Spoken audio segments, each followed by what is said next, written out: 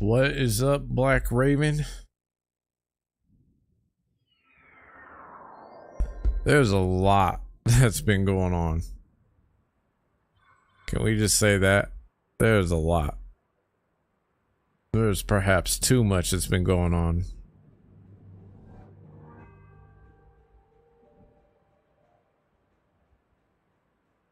Let's just go internet wide. Let's just do this.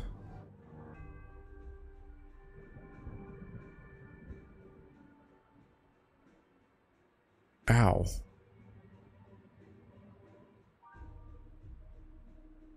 Ow, that hurt. Wait a second, so are you telling me you can actually fly the entire universe of Starfield with no fast travel? Whoa, so recent discovery has shaken what was previously known about the game, and something is definitely happening with Starfield just before the final launch on September 6th. We've got more evidence that yes, Bethesda is up to something, and we've got some new Starfield tips for you all, things you most likely did not know about the game's mechanics. Wait, hold on. What does that mean? What is HRU? What is that? I'm not good with acronyms. You gotta tell me something.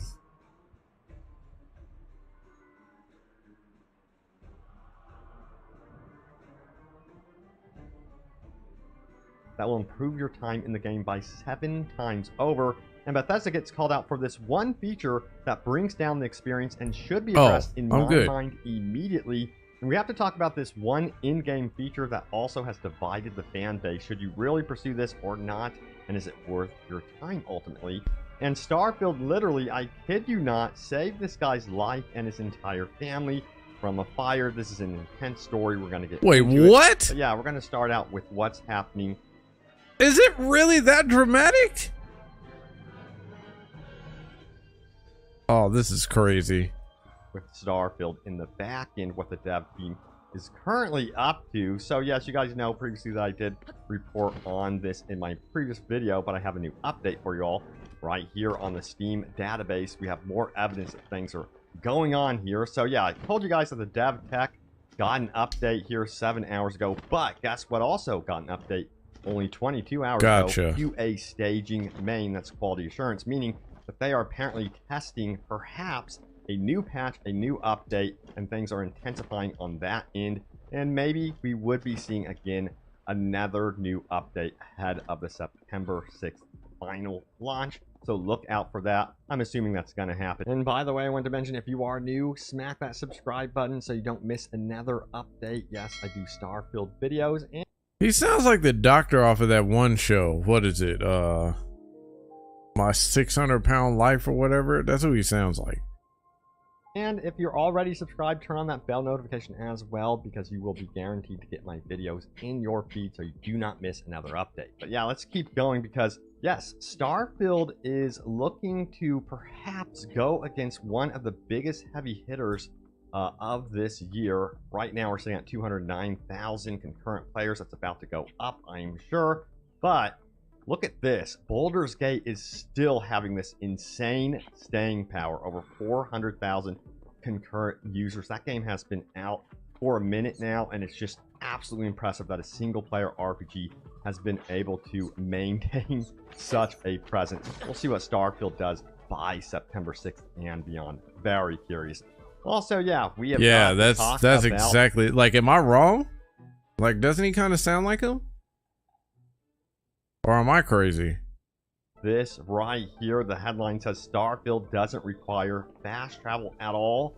Sort of. And yes, Starfield does let you fly directly to other planets. Apparently there's an anti-climax to all of this, so let's talk about it. So yes, the source of all of this is Alana Pierce, who manually flew to Pluto. It took her 7 hours to get there.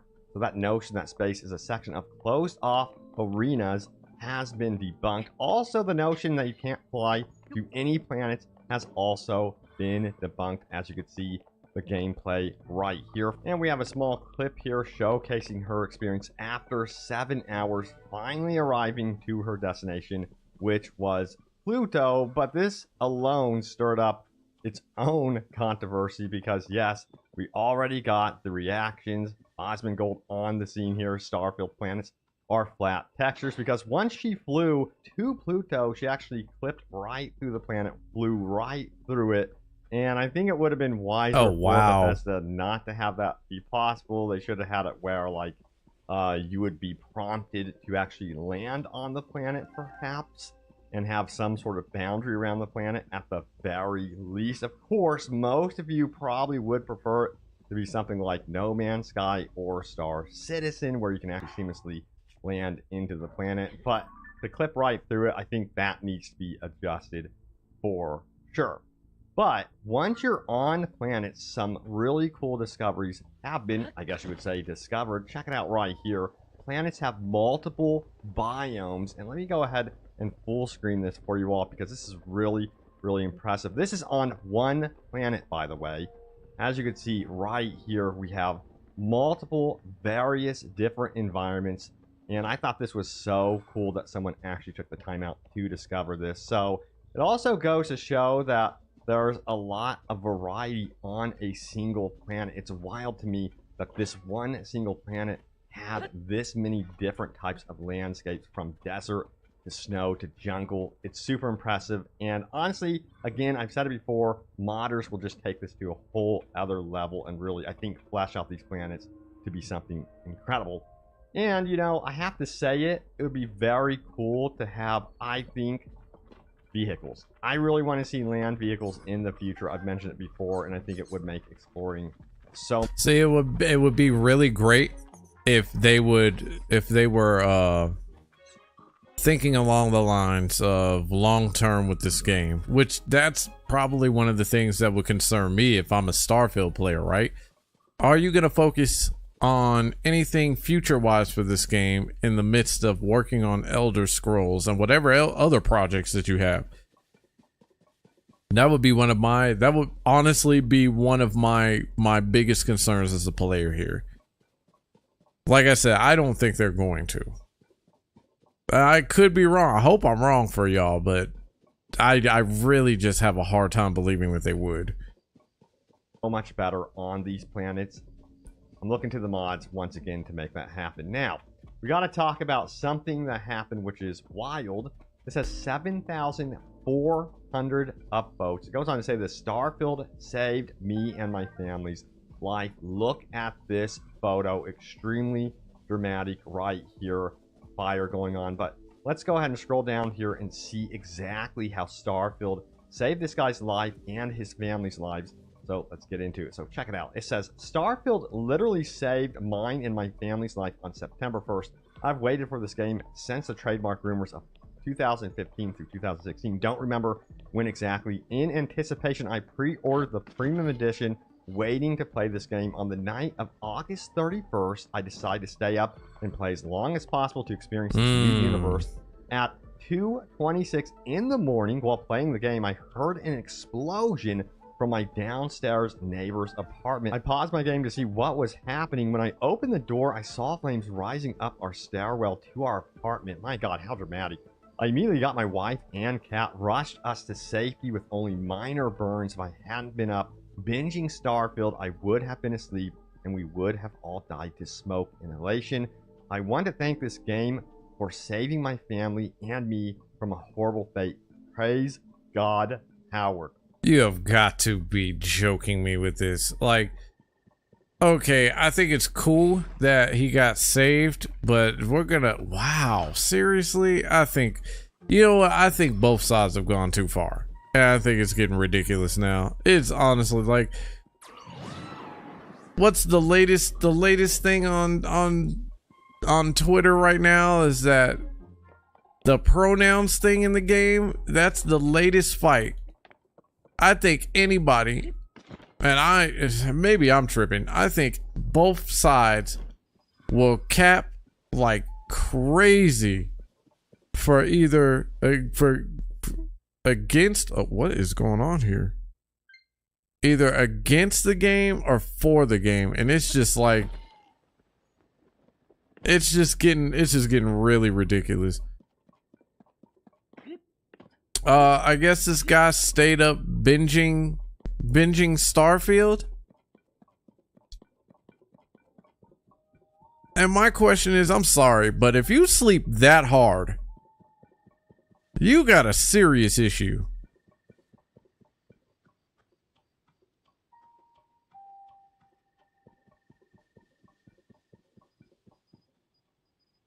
Wow, you know, I'm so glad they managed to get out. Praise God Howard, though. You know what I mean? Oh, and I guess that's one of the advantages. Congratulations for getting out of the house, though. I will say that. Like, we don't want to, like, it's good that they got out. But man, oh man.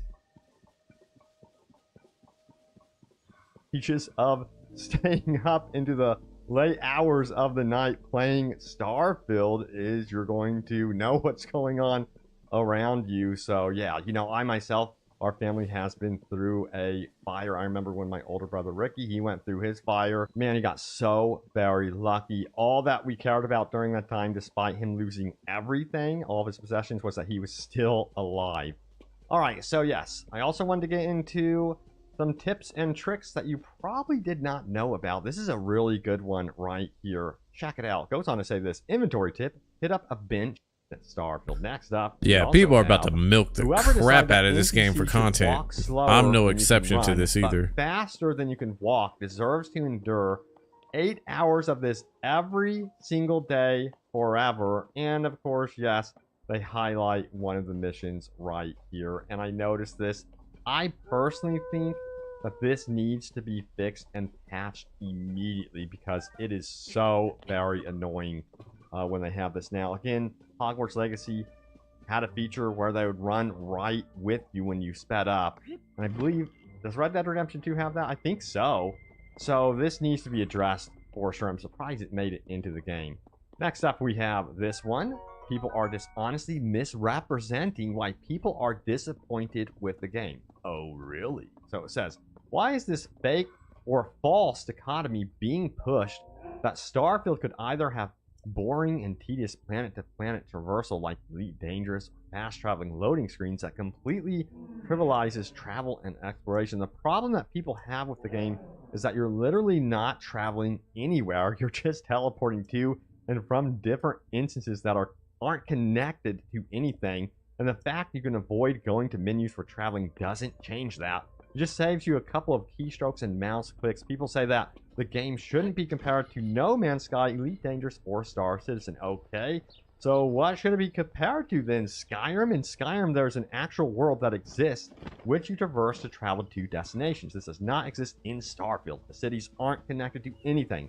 It's not about being No Man's Skyrim. It's a literal regression from their other games. Fans are being dishonest about people's legitimate gripes with the exploration and traveling. Again, let me know how you guys are feeling about this. And furthermore, it goes on to say this: traveling doesn't exist in the game because traveling implies a destination. Sure, you could traverse a random... Am I tripping? Or is it just like, you can find, like, I've seen it said that people are finding any reason to hate the game, but I could say that for the other side too. Like, anybody could find is trying to look for any reason to hate the game, and others are looking for any reason to actually love the game. And I'm just like, here's a thought. Like, why do you need that? Why do you need to prove that so much to anybody, whether you like it or hate it? Because that's what it looks like. It just looks like it's just a bunch of, it's a bunch of try hard, a bunch of cap. It's a bunch of a lot of things that it doesn't need to be. Generated tile, but there's no destination to reach unless you consider the points of interest destinations, and the points of interest will eventually repeat themselves as you continue to generate tiles. You will just eventually hit a border. Going from instance to instance is not traveling or exploration. Space itself and the planets does not exist in this game. The space that you're in when you exit a planet is only an instance, and in regards to the planets, only the instances for the cities and designated landing spots exist. For example, Jemison as a planet is an abstraction. You can teleport to the instance, that is New Atlantis, any of the designated landing spots, or you can generate a random tile based off of various parameters, but there's nothing connecting those locations together. More proof of this is that the cities themselves don't even have gates that you can exit out of. Correct me if I'm wrong. The only way to exit the cities is through your ship, which you're then teleported. I can't with this. Locations on the fence aren't connected, meaning the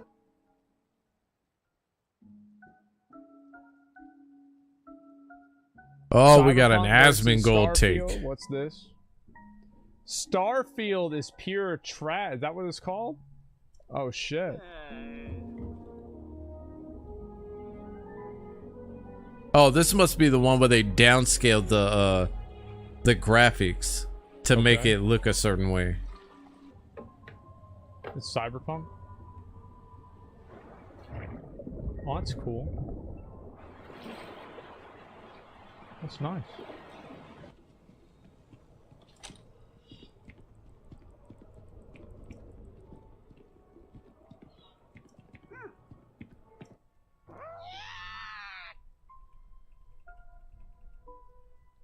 I think this is the one where they downscaled the graphics.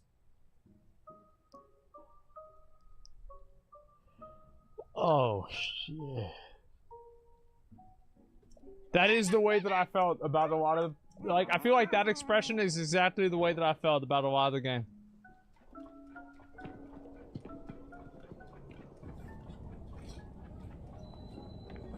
I want to go home.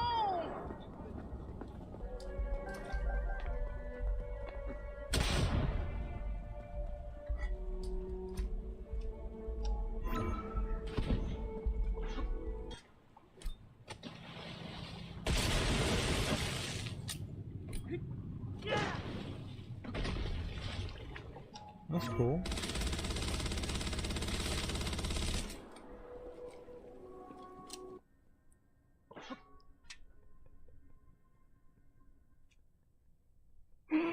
Oh fuck, this is so good. Oh my god, I think it's just funny, like, because of the way they look, man. Wait, hold up. There was a good one there. I think I missed it. She's seen some shit? Yeah, for real. Yeah, it was right there.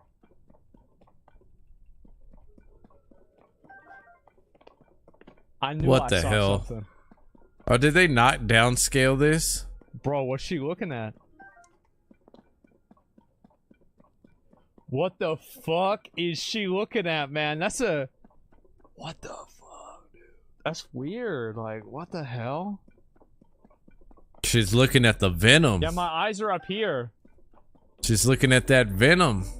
That's what she's looking at. She came to pre-order that 19 inches of venom.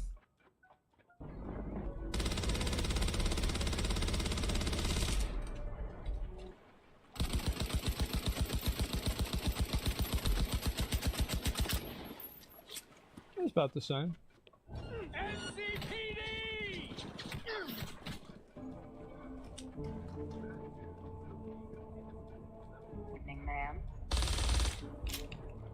Oh yeah. Oh wow. Well, that's crazy you can do that in Cyberpunk. Hell yeah, the venom. That's what she came for. You didn't see her eyes? Man. She said, that's the health inspector right there. Hey, I didn't watch behind my ears or nothing. Man, this game really is a, it really is a game, isn't it? I didn't know that it was this much of a game. Yeah, I had no idea. And so beat this one Cyberpunk already? 2077, like, that game looks pretty good.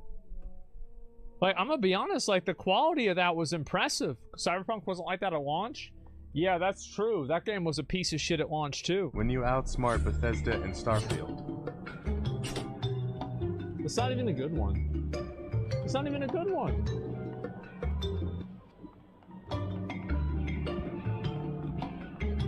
I think I beat this one already. Hello there. Close the door.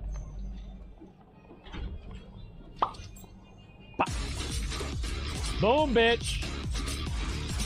Ooh, big money, big money. Ooh, big money. Let's go. No, Gosh, Buckethead, people you are have milking maxed this out? thing for like some Oh, mad, this is where I quit the game. mad content. Yeah, I remember this. Mm. Bro, this shit took forever. So I did beat that. Okay. Whoops. I was gonna say, why doesn't this pop up on my map then? I feel like if they had just done this, Hey, you. Finally awake. You were trying to cross the border, right? Walked right into that. Actually, you know what? Graphically, what do we think? Do we think that this could compare graphically to Starfield? Because I'm looking at this and honestly, you know, I don't know. I don't know why people keep bringing up Starfield and, well, I'm sorry. Why people keep bringing up Oblivion and and Skyrim for Starfield when there are two totally different games. I'm looking at this and I'm saying, like, I'm not. It doesn't look really comparable to me. Us and that thief over there. Damn you, Stormcloaks. Skyrim was fine until you came along. Empire was nice and lazy. And then which is this? Which are they bringing this up on? Because depending on which console you play it, which console generation you play it on, is how it's gonna look too. They hadn't been looking for you. They'd stolen that horse and been halfway to Hammerfell. You there, you and me. We shouldn't be here. These Stormcloaks, the Empire. yeah, I can see why I quit. We're all brothers and sisters. Bro, like, where's the boss? Where's the boss? Yeah, I can't even attack anything. Like, what's going on? Same graphics as Starfield? Yeah. No way, y'all are tripping. See, this is why we need to have that 60 FPS conversation finally, man. Cause I swear, y'all be seeing what you want to see at certain times, and then it's just like when a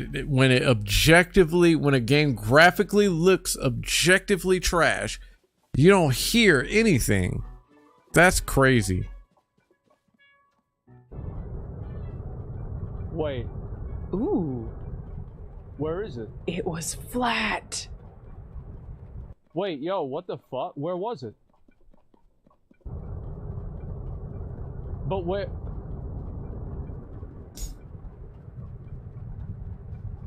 Ooh, it was flat. Oh, there it is. All right, so how big is it? Pluto confirmed flat. Flat Earth. We just went right through it. Wait, what? Wait, but it still says 0. Hang on. Am I inside Pluto? What happens if I turn around from here? What? What? It still says 0. Because you're not near I must Pluto. be inside Huh? of Pluto. There's no fucking way you're even near Pluto. Like, you don't even look like... Why is this a conversation right now? Like, it looks like she's close to reaching it, but it doesn't look like she reached it at all. I think she's tripping. I think she needs to, like, clean them glasses off or something, because there's no way. Pluto right now. What the hell is this? Right? Around with What? Where is How Pluto? long does it now take to get out of Pluto? Come on. Are you even actually near it? So we have confirmed that things in space are physically where they say they are. But where are they? It must have not loaded. Or at the very least, they exist in the solar system and they just made travel extremely slow so they all feel really far apart, right? No, guys, Pluto. Yeah, until you get inside them. Nah, guys, it's definitely bigger than that. That's like the size of, if the spaceship is this big, that's like the size of a beach ball. There's no way it's that small. It should be... Wait a minute. It should be that small at a distance. At a distance, it should be that small. What is going on here? It's a dwarf planet. Yeah, but like that's not a. Is a beach ball a dwarf planet? How long will it take me to get anyone? Does anyone know the diameter of Pluto? How long will it take me to get out?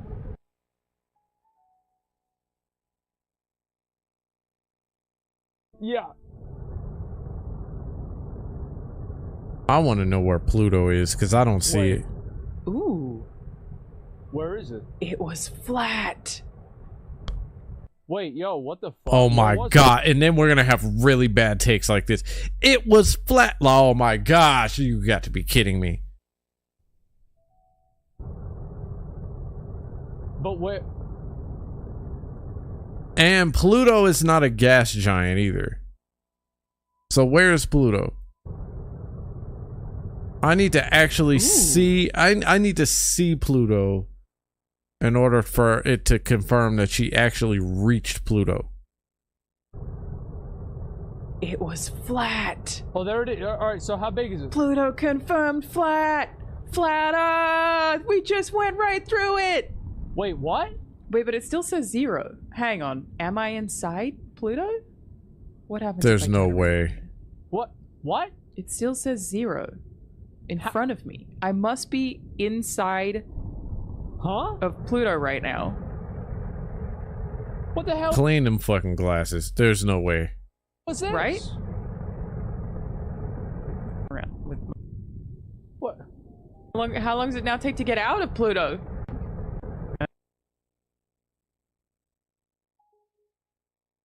But they're too far away. Okay. Anything else other than Pluto that I can look at as a marker to confirm that I am actually still moving? But they're too far away. Okay, yeah, see, Sharon is moving. Okay, so she's still moving. So I am moving inside Pluto. Oh my god. I can't come into Pluto and not see what it likes to look inside Pluto, and I just go. That doesn't look right. If you are really inside Pluto, Any game of the year believers? Not even sure what people are complaining about at this point. I just think it's funny. Am I the only person who thinks this is funny? That she flies to Pluto for 7 hours and it doesn't load? I think it's funny. I think it's a Bethesda game. I'm sorry. Regardless of if the game is fine or not, I think that part's really fucking funny. Holy shit, Pluto's a DLC? Oh, true. Yeah, you gotta pay extra for that. That would be Very, bullshit. very You true. know what would be some Starfield fucked up Wars shit Guards? too? Here's something else that would be really fucked up. As if all the planets that you needed to load were actually a part of a battle pass. That would fucking suck. What's this? Oh, I've heard this before.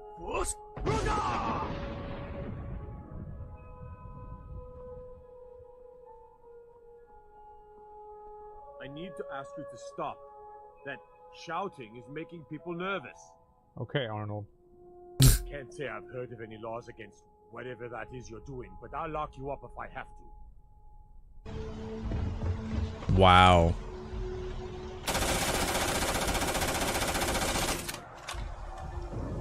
Yeah, what's wrong?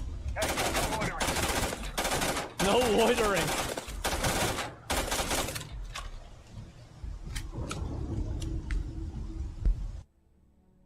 Yeah, there you go. How big was this game? Was it 200 gigs, something like that?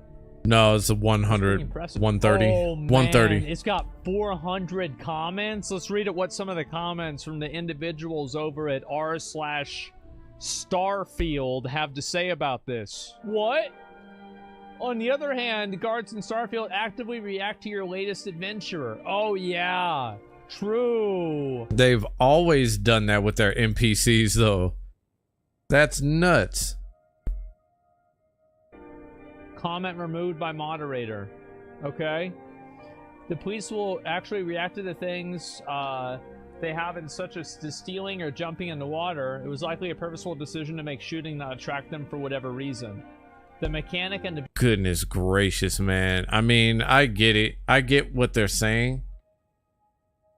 But I mean, goodness gracious, the cap is the...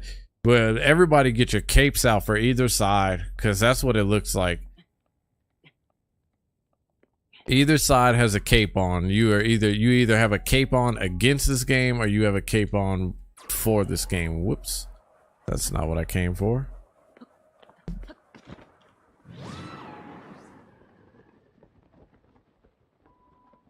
ability is just there. Oh. So, yeah, it was a decision. A lot of this stuff seems so nitpicky. Constitutional carry becoming a popular position on many UC planets. There it is. Post all this. Now post all the stuff that Starfield has that Skyrim doesn't. Space travel? That's one. Do we really have to post that? I mean, to be honest, like, I mean, if I spent $100 on a game, I'd be coping too. I would be. There's a lot of cope in this. $100 on a game. There's a lot of cope. An extreme amounts of it. Sure, but like, I mean, I'm a streamer, it's whatever. And I feel like I don't need to defend it. I could eat shit. It's not like I have to tell people it's chocolate. Why can't you just eat shit? I love this take. Why does everybody have to pretend like it's chocolate? You know what I mean? I like that take. I actually like that take. That's like the best take I've heard. Cyberpunk versus Starfield. What's this? No, I don't care about that. I haven't been interested in Cyberpunk in like 2 years, so I'm good. Oh, you bastard. What the hell?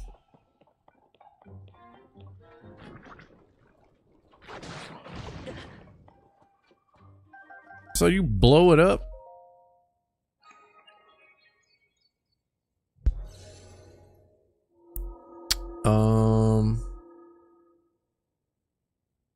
Either this is trolling. This guy that was screaming about the pronouns, either that's trolling or something. I don't know. It's really hard.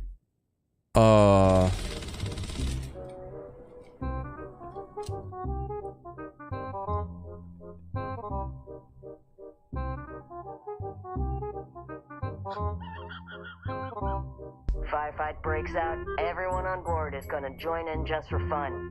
You understand? Don't have time for you. Now that looked like an ogre from Skyrim. Don't know what Petrov pays for all this junk, but at least it's not a bad ship, as long as you shut your eyes.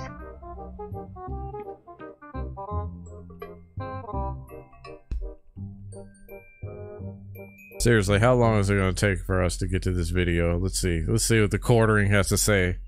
I want to see if Mighty Keith is going to come out with a video like ASAP, because I know for a fact that Mighty Keith is working on some kind of script right now. If not, he's already done with it. Normally count on many bugs and things of that nature that you wait for modders to fix later, but this one's a little bit different. I'm going to explain both sides of it and kind of explain why people are angry in the first place, why people are refunding the game. It has nothing to do with the actual gameplay of the game, which most people say is fine. One of Bethesda's better releases. Now, for me, I have a general policy. I'd like to pass this on to you. I generally have never felt any regret about waiting 6 months, 7 months, maybe even a year to play a AAA video game release, because you're going to get it cheaper and you're going to get the complete game generally. There may be DLC later, that's going to have a lot of bug fixes done, all this kind of stuff. I know everyone wants to play it on day one, but just always keep that in mind. Now, it all stems... You know, that's not a bad policy to have. The problem is that you got FOMO out the ass. And when you got FOMO like nowadays, like, it's really hard for anybody to want to even be able to wait for a game to come. when they should wait. You know what I mean? It doesn't work that way for everybody, unfortunately. From a video clip of a YouTuber named Heels vs. Babyface. Very nice guy. I enjoy his channel greatly. And his reaction to demands for a character to provide pronouns in the character builder. Now, many people believe, hey, this just isn't a big deal. What do you care about? You always, you know, this, that, or the other thing. And that's fine. You don't have to be mad about it. But I'm going to explain why it is a big deal to a lot of other people. Oh boy, here we go. What happens is, when you provide pronouns in the video game, you used to choose male or female, boy or girl. When you did a character creator, even the most basic ones, you would choose that. Then it shifted to, I think with Ubisoft, choose a body type. You wouldn't even choose male or female, you would choose something that sort of resembled male or female. Now, with the requirement of pronouns, people are pushing back and saying, you know what, it's immersion breaking. I don't want this crap in my video game. Now, to be fair, it's 5 seconds on the title screen. You can get right past it. And to be totally honest, basically every AAA video game on the market is going to have this stuff. Anything from World of Warcraft. Look what World of Warcraft did. They took all the pretty girls paintings out of the game. That's how pathetic AAA video games have become, as to not oppress, not upset the trollish looking females that work for Blizzard, apparently. Damn. This is AAA video games for you. They're going to appeal to modern leftist politics. And a big push, of course, is respect my pronouns. Now, the left are the people that, in my opinion, there's three factions here. There's the people that aren't terminally online, like a lot of us, who are completely blissfully unaware of the culture war and all this stuff. Peace be on them. They are very lucky. Then you have, so they're like, what is it? Who cares? Whatever. It's not a big deal. Because they're not aware of the bigger picture. And then there are people that bigger picture and say, "Oh, this is a great thing. This is something that, you know, this is so stunning and brave and all this kind of stuff." And then there's the other third group of people who recognize it as a part of the slippery slope, a part of a trajectory that people don't want to be a part of. You know, it starts with respect my pronouns. And now the very same people who say pronouns don't matter are willing to try to get people fired for not respecting pronouns. You can look at very obvious cases like Jordan Peterson, or, you know, others out there who these lunatics try to ruin their lives for not respecting people's pronouns. So on one hand, they try to gaslight and say, "Oh my God, what do you care? Why are you so mad? It's just pronouns. It's just pronouns. It's just pronouns. Big whoop." And then the same people spent all this holiday weekend just completely melting down about it online. So either it's a big deal or it's not. And of course we know it is a big deal to them, to that group, that 1/3 group. These are the same people that say, it's just pronouns, it's just pronouns. It's just puberty blockers, it's just puberty blockers, it's totally reversible. Hey, let a healthy 12-year-old remove parts of their body to affirm their care. It's all down that same slope. Oh, respect my pronouns. Oh, here, just I'm gonna. Oh wow. You know, 12-year-olds. It's oh, I'm screwed. You can just put puberty on pause. It's no big deal. What do you care? It's not your body, okay? And then it's, you know, kids getting parts of their bodies chopped off to affirm their gender. So okay, that's great. What does this have to do with Starfield? Because I don't care about any of this crap right now. British guy. He's not British. Losing his mind over selecting pronouns in Starfield is the perfect demonstration for why we need to bring back lobotomies. I mean, normal response. I also saw the Act Man insult Heels vs. Babyface's appearance. Again, a normal response? I don't think so. This is what I'm talking about with the gaslighting. They pretend like it's no big deal, and then why are you freaking out? Why are you freaking out? Here's the Act Man, who I have no issue with, right? But he is in that third of people that really want to push this stuff, right? So he says, gorilla-shaped man on the verge of crime because Starfield lets you pick up pronouns at the start of the game, then it's never brought up again. Somebody please get this guy with bear tranquilizer. He's going to attack somebody. So I wrote, instead of addressing his points, you insult his appearance and say he needs to be filled up with bear tranquilizer. Normal, level-headed response. This is what I'm talking about with, you know, these people, they, in one hand, they pretend like it's no big deal, but they all tweet about it, and they all say how it's not a big deal. Right? You see, like, Brandon Moore's capitalist who identifies as socialist that makes money off pushing leftist socio-political beliefs on kids. I really don't know how I'm supposed to do this. This is crazy. Lobotomized. Can I get it over the thing? I mean, I think that, you know, I don't like this guy's opinion, so we should end him. This is the, again, this goes to the whole conversation of, you know, there's no such thing as male versus female, gender's a spectrum. This is all unlocked under all of that. None of this, by the way, has anything to do with the actual game. The actual gameplay, people seem to be liking it. How am I supposed to get up if you there? made it this far in the video, allow me to say this. If you enjoy a video game, all right, this has been my advice, take it from an old man who's been gaming his entire life. If you enjoy a video game, you don't need to go online and tell anyone why you, and justify why you enjoy it.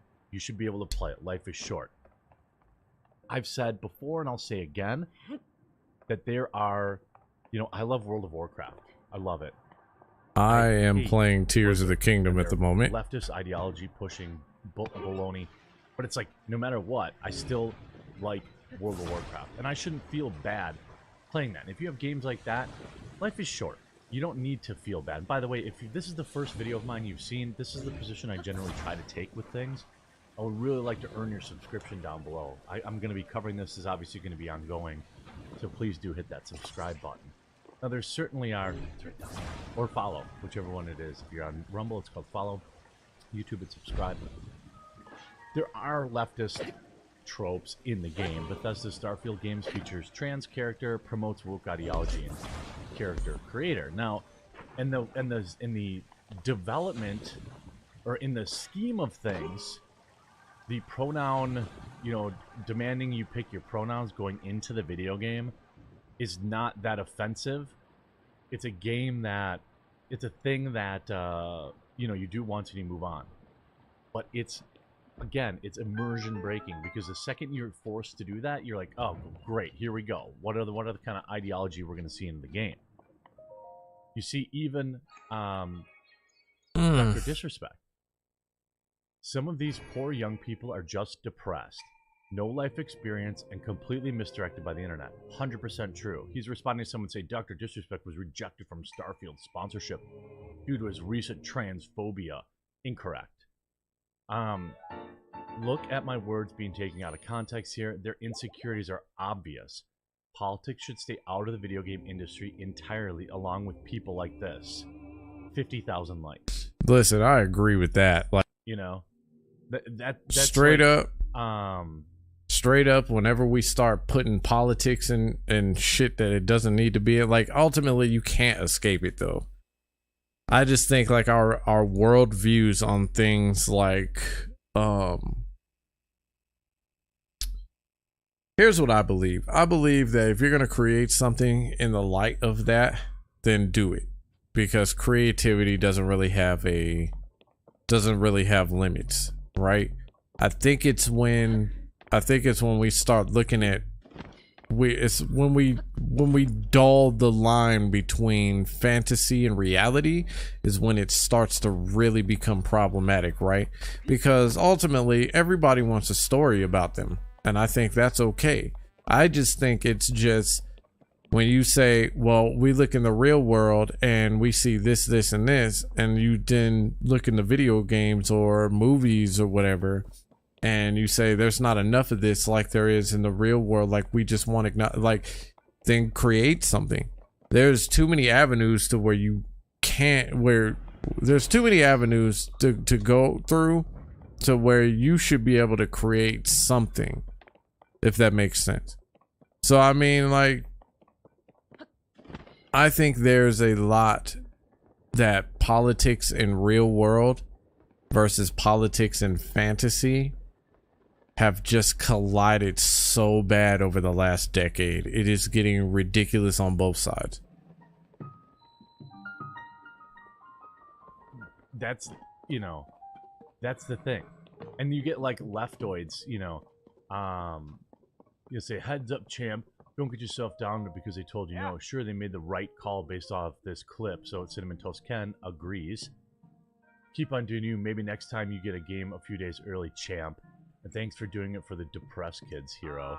I mean, again, this is the left's response. They don't actually, none of what Cinnamon Toast Ken here is espousing actually addresses what Dr. Disrespect said. They just get mad and they just melt down. Because the fact of the matter is, the pronoun battle is important because of what it represents. The left, the people that support this, are pretending like, oh, it's no big deal. Why? Big deal, man. Little gamer boy get mad. Who cares? Who cares? Who cares? But there they are online all weekend long, spurging out about how it's not a big deal, instead of playing the game they supposedly love, right? And the fact of the matter is, most of the people involved in this stuff, especially in trying to dismiss it as no big deal, they don't even play the game. They can't afford to buy it. They're terminally online, fighting a culture war for their entire life, and they haven't gone out and touched grass in years. They haven't played any of these video games. They just know that their team has to win. You see articles, angry gamer bro. I mean, at the same time, that's both sides. Like, both teams want to win. Both teams see their side as being the side that should be the embodiment of everything that we see, including in entertainment. So why is this even a surprise? We can't just continue to paint narratives for one side and then not look at the other side too, especially when I've seen both sides provide evidence of some sort, and the other side, whether it be the left or the right, go fucking crazy over it. Bros can't handle choosing pronouns in Starfield. Listen, I've been doing this for a very long time, okay? Extremely long. Too long. Most people could not deal with this for as long as I have because it's so infuriating. But the fact of the matter is, it is important. Carl Benjamin writes, it's not really about the pronouns. Pronouns are just a symptom of pervasive, corrupted force of social justice continuing to humiliate white men for the crime of being white men. It's everywhere in the real world, and now it's in escapism, which he paid good money for, talking about the game. Why should he not be angry? The entire philosophy is built on a series of lies and requires us to all commit to the lies or face punishment.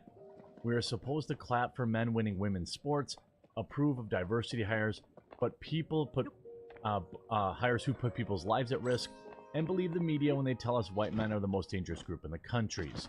The agenda is not incidentally aimed against white men. It's openly prejudicial and explicitly targets and demonizes them every single day from the most powerful pulpits in our societies. An evil will has infused itself across our civilization, and it demands we recognize it as good.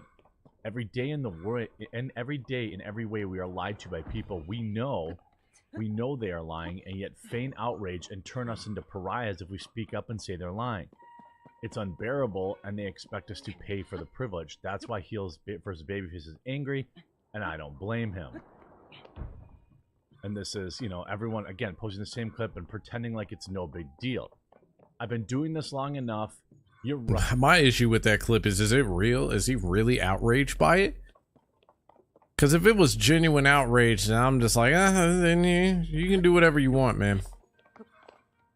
Same on both sides. Like, I don't have to pay attention to it. Like, I think we've just gotten too comfortable in trying to dictate what another person says or what another person does on both sides. It's crazy. It's good. And this is all over a video game too. Keep in mind. This is society today. Right. Choosing pronouns before the game isn't that big a deal. And if you want to just enjoy Starfield, you should do that. Now, I still think you should wait and get it at a discounted price. But don't let these people act like it doesn't mean everything to them to win this fight. And then ask yourself, why? it's so important. My name's Jeremy. This Okay, so the other issue that I have with this argument too is just to say that don't act like it's not a big deal to some of these people. It may not be a very big deal because they're probably not a part of the group that you think that they are.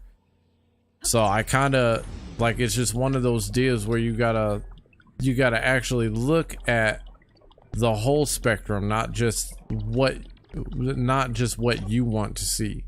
Now, are there people that probably it is a big deal to? Yeah, there's quite a few people, but we can't act like everybody is a big deal to everybody, though. Especially if we don't know what their belief system is. Like, just because you tweet, there's some social media is so fake, because if you post something, nine times out of 10 you don't know if that's the person's actual belief system. So why do we take it serious? I don't know.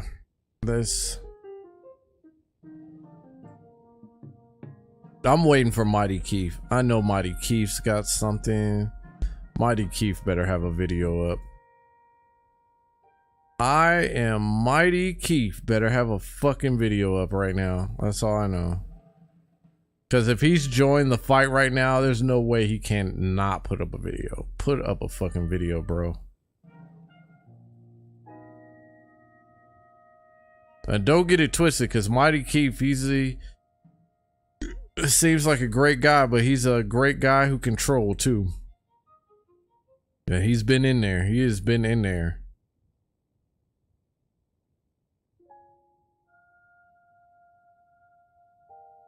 Does Mighty Keith not have a video up right now? I am Mighty Keith. Where is he at?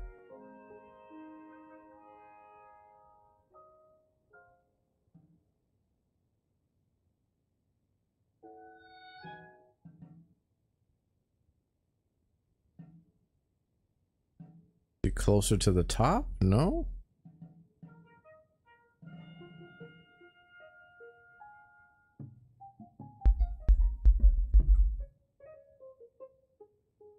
Let's see. This is 2 months old. This is a year old. There's Asmongold. Oh. Game reviewer says playing Starfield is like being stuck in a fishbowl. Okay. For everyone that thought that Todd's promise of 1,000 planets to freely explore sounded too good to be true, you were painfully right to be skeptical. When you land on a planet, you don't actually get to explore it freely. A few points of interest are put on the map, but if you run too far off course, sometimes only a kilometer away from a point of interest, you'll be treated to an invisible wall telling you to return to your ship. The game doesn't actually give you... Maybe I'm just too early. Maybe. I know he's got some. If it's not today, it'll be out tomorrow.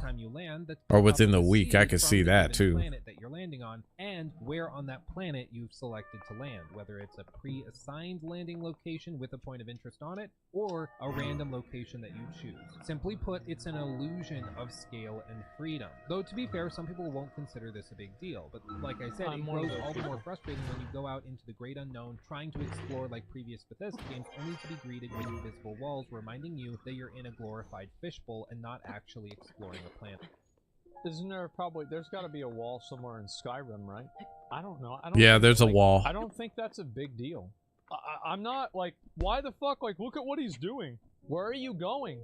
But if you run too far like, off... there's nothing here anywhere. I don't think... The problem is that people should think it's a big deal because the world should be more meaningful, that you should want to explore the entire planet. But the problem is that the world that you zone into has, like, 5 points of interest, and that's it. You go into cave number 12, and there's 3 things of iron, 1 uranium, and then, thank God, and then you go to another fucking point of interest. Oh, another messed up. laboratory with a deep cave. Wait, this is the same cave layout as before. There's a pathway and an open area, and the pathway after that, and then 2 different pathways and then another open area. It's the exact fucking thing. I went through that cave 3 goddamn times. It's like I felt like I was playing classic WoW again. What the fuck is this? So the problem really is not that you can't explore the entire planet. The problem is that you're a fucking idiot if you want to. That's the problem, is because there's no reason to go around and explore in Starfield. It's all the same shit. Like, I don't know. Oh, no, it gets better. There's some... no. There was some planets that was good. Oh, yeah, I went to like 15, 20 planets. And every single one was the exact fucking same. It had the same monsters. It had the same fucking areas. It had the same loot. It had the same combat. It had the same gameplay. And it was fucking boring. It was. Oh, the map in Starfield. I'm pretty sure what happened with the map is that they actually had the AI for the different soldiers and pirates in the game design the map. Because that's the only way it makes sense to me that it could be that fucking stupid. I can't even believe it. It's just bland. It's just bland. I don't know. I just think it sucks. I'm gonna try and play this game off stream. And I'm going to see if maybe I can get more immersed and more invested whenever I play it off stream and I have a different experience. Because I want to like the game. I really do. I really want to like the game. But fuck. It's hard. Okay, my issue here's an issue that I have with that. If you don't like a game, I mean, and I guess I could kind of understand this a little bit, but if you don't like a game initially, because there have been games that have had to wear on me easily, like Dark Souls 2 is definitely one that I could say had to grow on me. But why force yourself to like something when you sound so passionate about not liking it at all? Like, it just doesn't make any sense. Like, to me, that just means that it's not going to be genuine either. It's not going to be genuine even if you say, oh, it's okay, because you already had to force yourself to like it. So what's the point? What is the point of having to force yourself?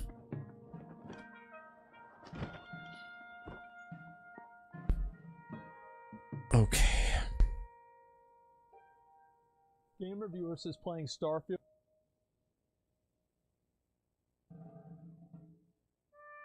Salutations, everybody. It is Maddie here today. I hope all of you are doing absolutely fantastic. Finally, we're delivering the guides. These are 15 things I wish I knew before playing Starfield. Given it's a brand new IP and we're just a few short days away from being out of early access and into the full release of the game, I wanted to drop these tips for those of you who are patiently waiting with just $70. Oh, this is a tips and tricks video.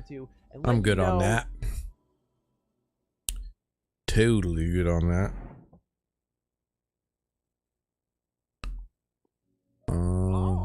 What the hell just happened to my YouTube? You see this shit, right? Okay.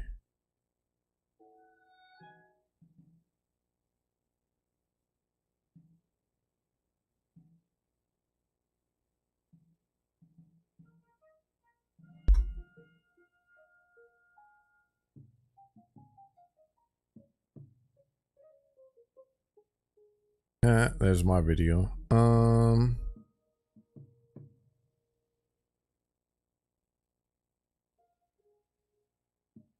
Somebody says this game is a disaster. That's total clickbait, because they're gonna pull off that bullshit that normally happens. How long is this? 29 minutes. I want to see what Angry Joe has to say about, because Angry Joe's been in this stupid ass drama too.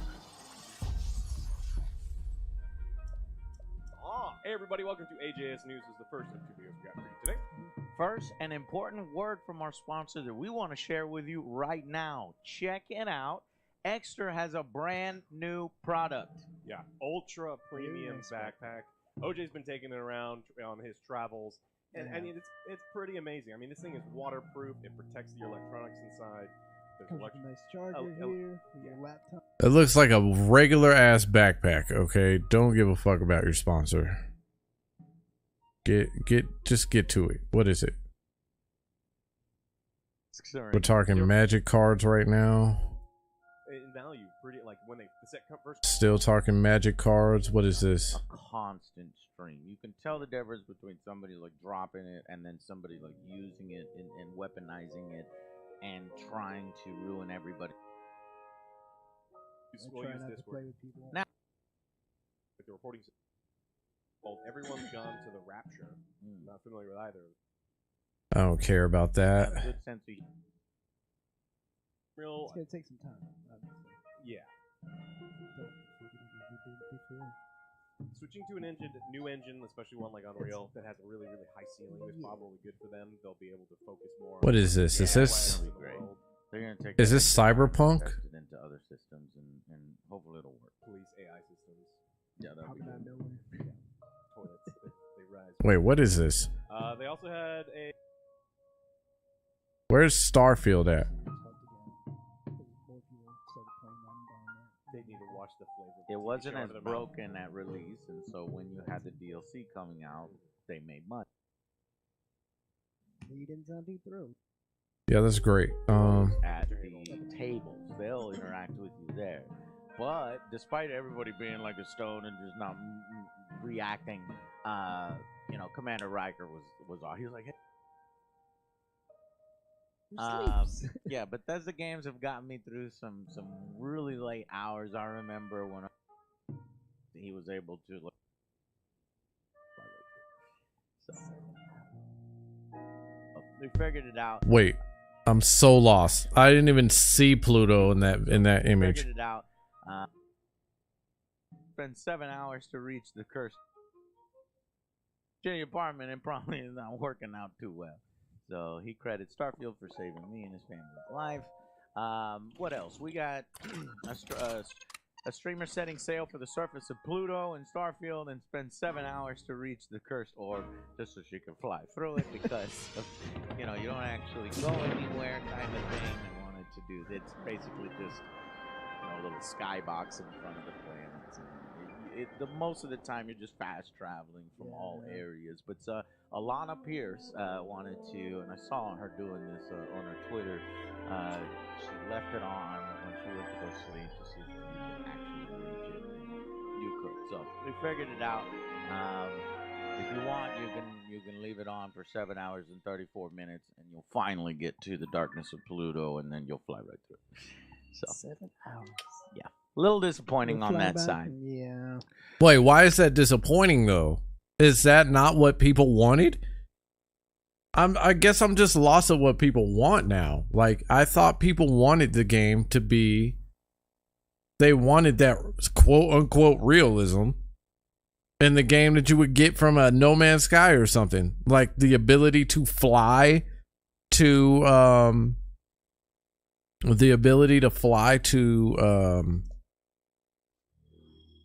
to different planets. That was one of the complaints that people had. Like, why is that? Like, why are we shocked by this? That's what I'm saying. Like, what's the problem with not being able to travel through the vastness of space? If it means that you have to, if it means that you have to go 7 hours, that just doesn't make sense to me. Like, why get mad about it? Oh crap, that's not what I wanted to do.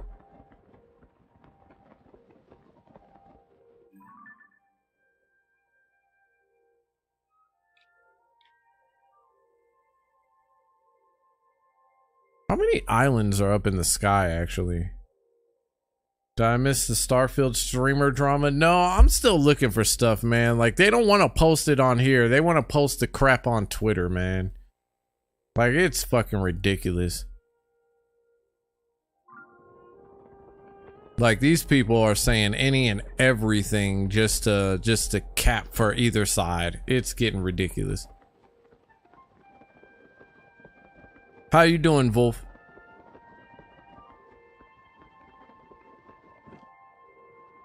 But so that's negative news. You've gotten load and field and a lot of restrictions on this unparalleled exploration that we were sold on. However, some systems are doing really well, like this creating starships. Like, so people have already started making their favorite spaceships. I'm seeing Firefly.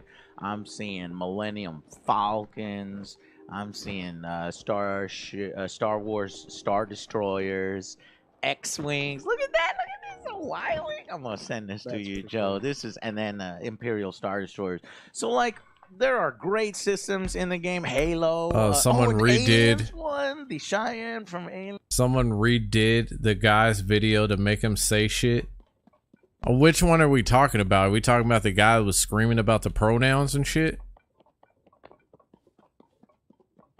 Because there's a lot of videos about it.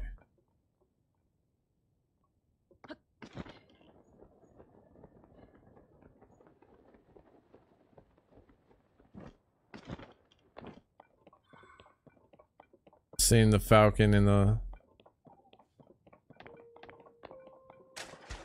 Oh, nice. So you get tomorrow off?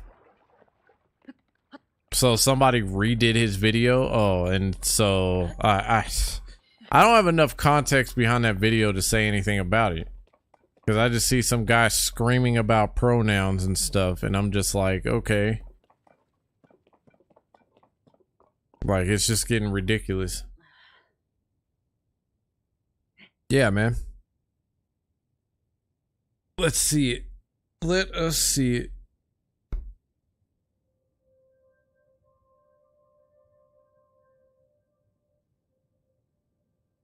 Oh.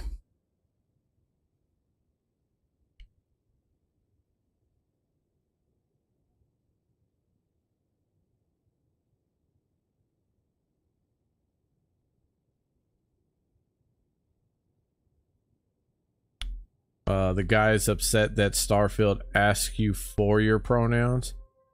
That's what I thought it was about originally, though. Wasn't that what it was? Is that it's asking you about your pronouns? And then people have been posting like Pokemon Professor Oak doing the which are you, a boy or a girl? I thought that was the whole context of it to begin with. Unless I'm wrong.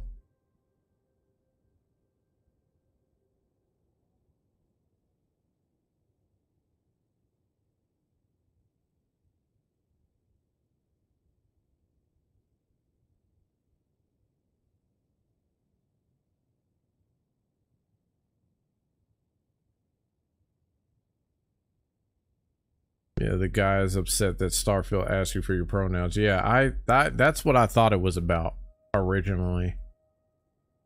And he just went fucking crazy. The guy went psycho, and then people haven't been able to stop talking about it ever since. Like, it's just one of the things. It's just like the latest news in the space right now, which is crazy.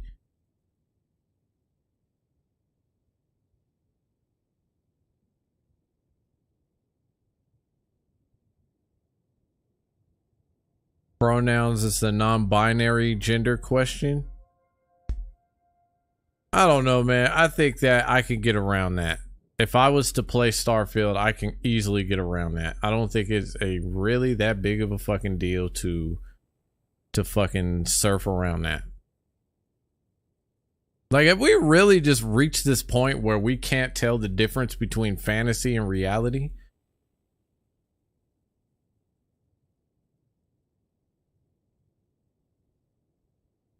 Like, I thought everybody was allowed to be creative in art, you know, and if you don't like it, you just don't fucking, you don't get it, right? What is this like? It just sounds like there's just a need for inclusion on all ends, not just one particular end. It's just all ends. Or maybe I'm just tripping, right? Aliens, damn, this is cool stuff. So, you know, there are good systems in the game, and there are disappointing systems in the game. So, I'll send that one. I think people expected everything all at once, and they're like, I want No Man's Sky, but like this level of thing, and I want to explore like this, and I want this, and I want to land on that star, and that gas giant, and I want to... Ultimately, you know, I half agree, and then I half disagree. You know, ultimately, I want the ability to go to places, but in most instances, as you play, by the 10th hour, you don't do that anymore. Yeah. You do. But sometimes you want that ability to be like, no, I'm going to go for this one specific thing. And that, because that's there, that Nope, because people want to live in a fantasy world every day. They're in their real life. I mean, I could understand that, I guess, to an extent, but I mean, you still have to go, you still have to live real life. Like, you can't escape that. That's an inevitability.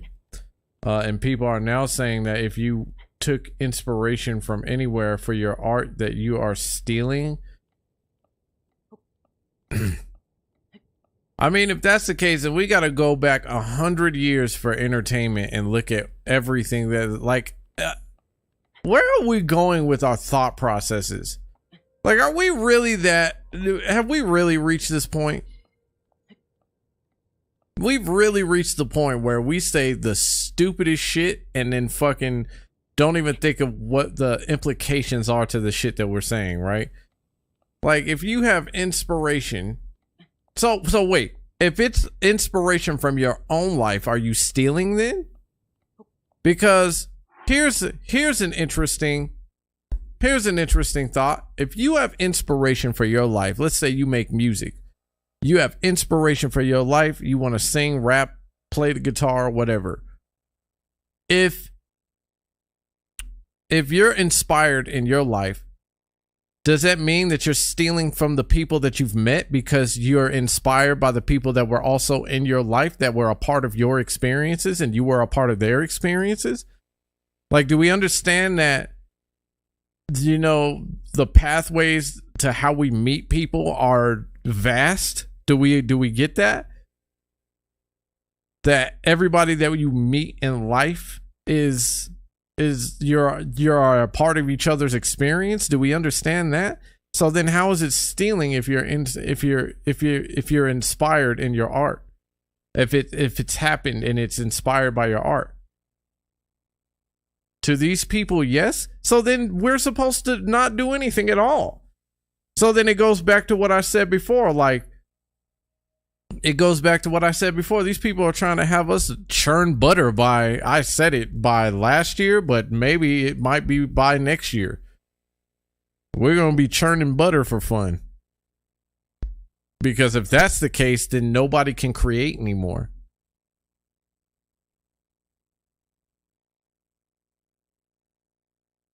A comedian is stealing from their life and other people's life. So how can you steal from yourself?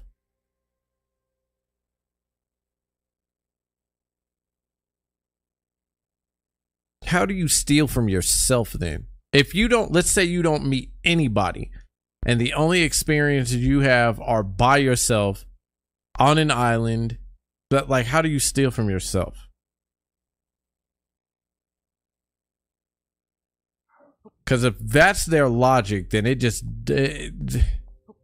makes absolutely no sense, and it sounds like we're having conversations on marijuana.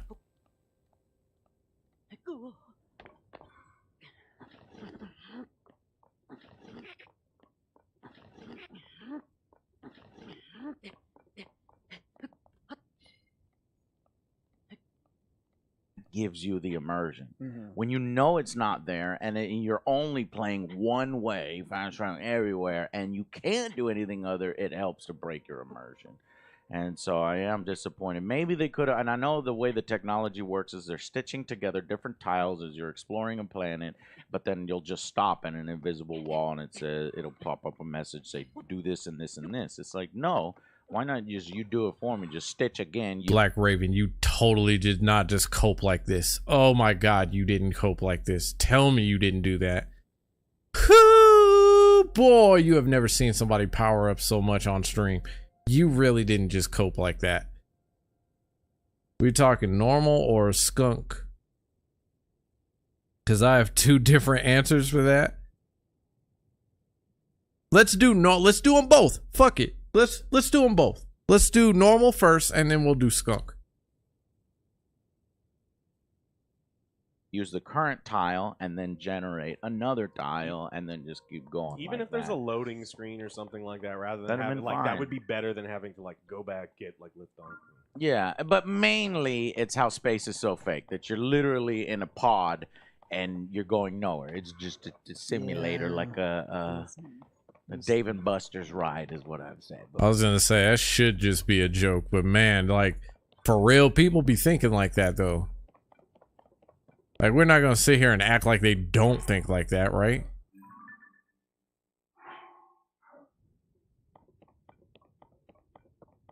Is this? Oh, that's the mysterious forest. Ooh.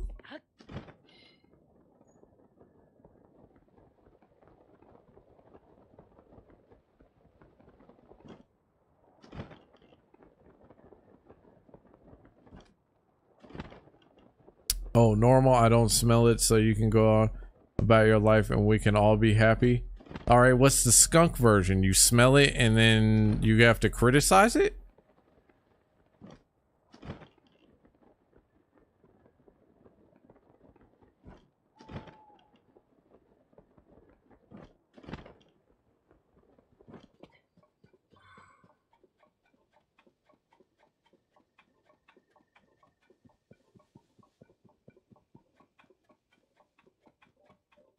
Before, so anyways, but there's good systems like the outposts and building your starships and getting immersed in the world, and I plan to immerse the fuck out of myself in this world, so don't expect a review anytime soon. I didn't get a fucking review copy and I was busy over the weekend, so I'm pretty much starting on Monday. All right, but don't forget, you can name yourself. Okay, you can name yourself and the robot will say your name. The robot said Captain Vargas. I put in Joe Vargas, and I was expecting to say Joe, and he can say Joe, but he says Vargas. I wonder if he's going to informal. That makes sense. I don't know though. You know, it's just ridiculous to me, I guess, that this is just where we've reached. I've been kicked out of an open air car wash because of a car being coated in thick layer of skunk.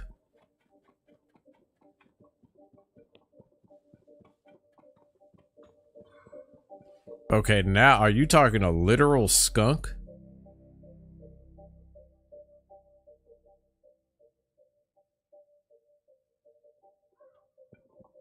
I need a torch. I need something to light this fire.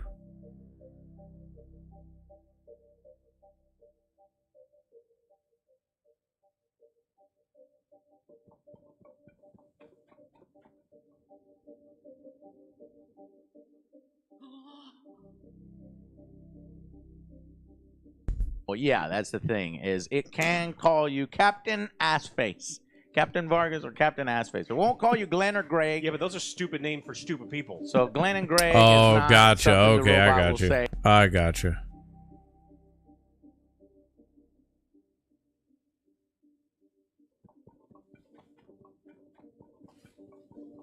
You're talking, okay, we're talking marijuana. I'm so fucking... There's a lot going on, man. So I guess Greg Miller There's a lot going pretty on. Pissed off, but you can be called Assface. So It's like, how? Greg How Miller the can fuck be he called knows Captain it's Assface. It's a Greg. No Greg. No Greg. Only Assface. And is yeah, no so there's also a fucking blow up happening right now over, you know, some idiots complaining about, you know, going off over pronouns in the game, but look, we're not going to talk about that. It's not even. Oh, wait, hey, you wanted to go on. You wanted to go on Twitter and talk about it, though. Why not get on here and talk about it? Come on, man. Come on. You know you want to talk about it. Somebody being stupid, and one part being stupid, the other part just performing for their stupid followers. So it's just dumb. Well, I also hate colorblind settings in video games. As a person who can see color, I hate seeing options for people who can't see color. So I just want you to know that it ruins video games. Ruins it for you. When I see that kind of stuff. Wow. Yeah, so people That's are the refunding comparison game we're because going with there here. are, at the beginning, there's like a pronoun that you pick between she, he, or him, her, so they're refunding the game. Okay. That's the final straw Well, right there. That's your final bye. All right. I was like, oh my god, I hope they complain about the gender neutral bathrooms in space.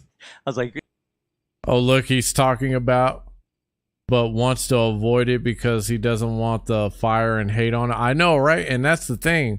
Like, if you're gonna talk that controversial shit, you might as well just go away. That's why I said, like, the worst thing that Dan Stapleton could have done in this is just give the game a 5. Give the game a 4 or 5.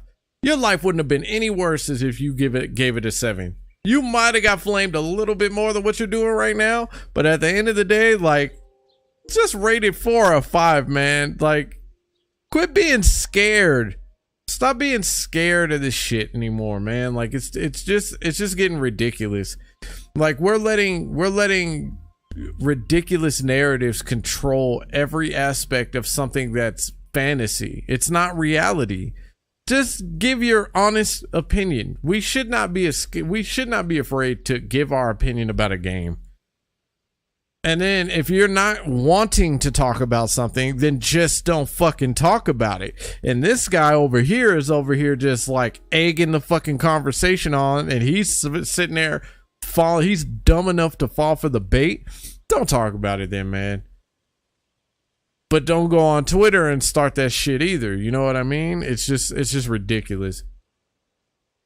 You bringing it up is opening Pandora's box, just putting it off to the side while hopped up on hopium that will sweep itself under the rug. Exactly. Like, it's just, this is just another version of the Hogwarts drama, of course. And what ends up happening is, you know what happens after all those dramas happen? They pass 2 weeks after. So why talk about it? You just clickbaiting at the end of the day for the shit. That's all they're doing. Is that it? Please tell me they're complaining about that. Like every like toilet is every fucking spaceship astronaut multi-gender bathroom, because in space we don't have enough resources to give you 2 separate bathrooms, you fucking morons. Anyways, you can build a ship, do whatever you want if that's what you want. You know, 2 separate bathrooms. Yeah, you can build your own ship. 2 separate bathrooms to retain traditional family values. Anyways, so Star Citizen talking about all this Starfield stuff.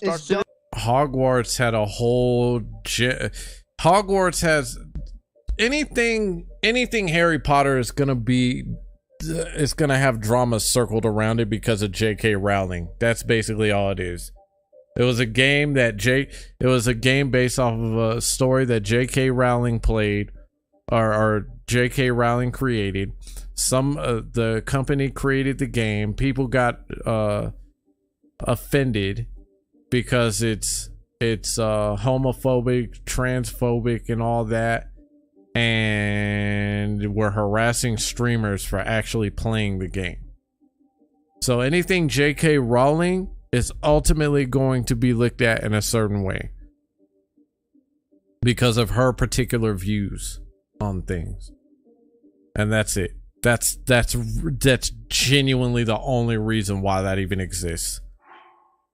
So it's not like anything else, and we're still talking about Star Citizen. That's like, crazy. What? We are the ones, and they. I'm just saying, like, keep that same fucking energy all the way around.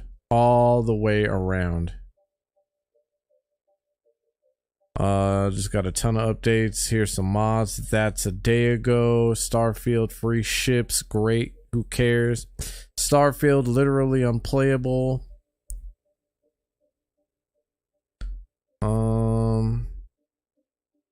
100 hours of Starfield. Goodness gracious, man.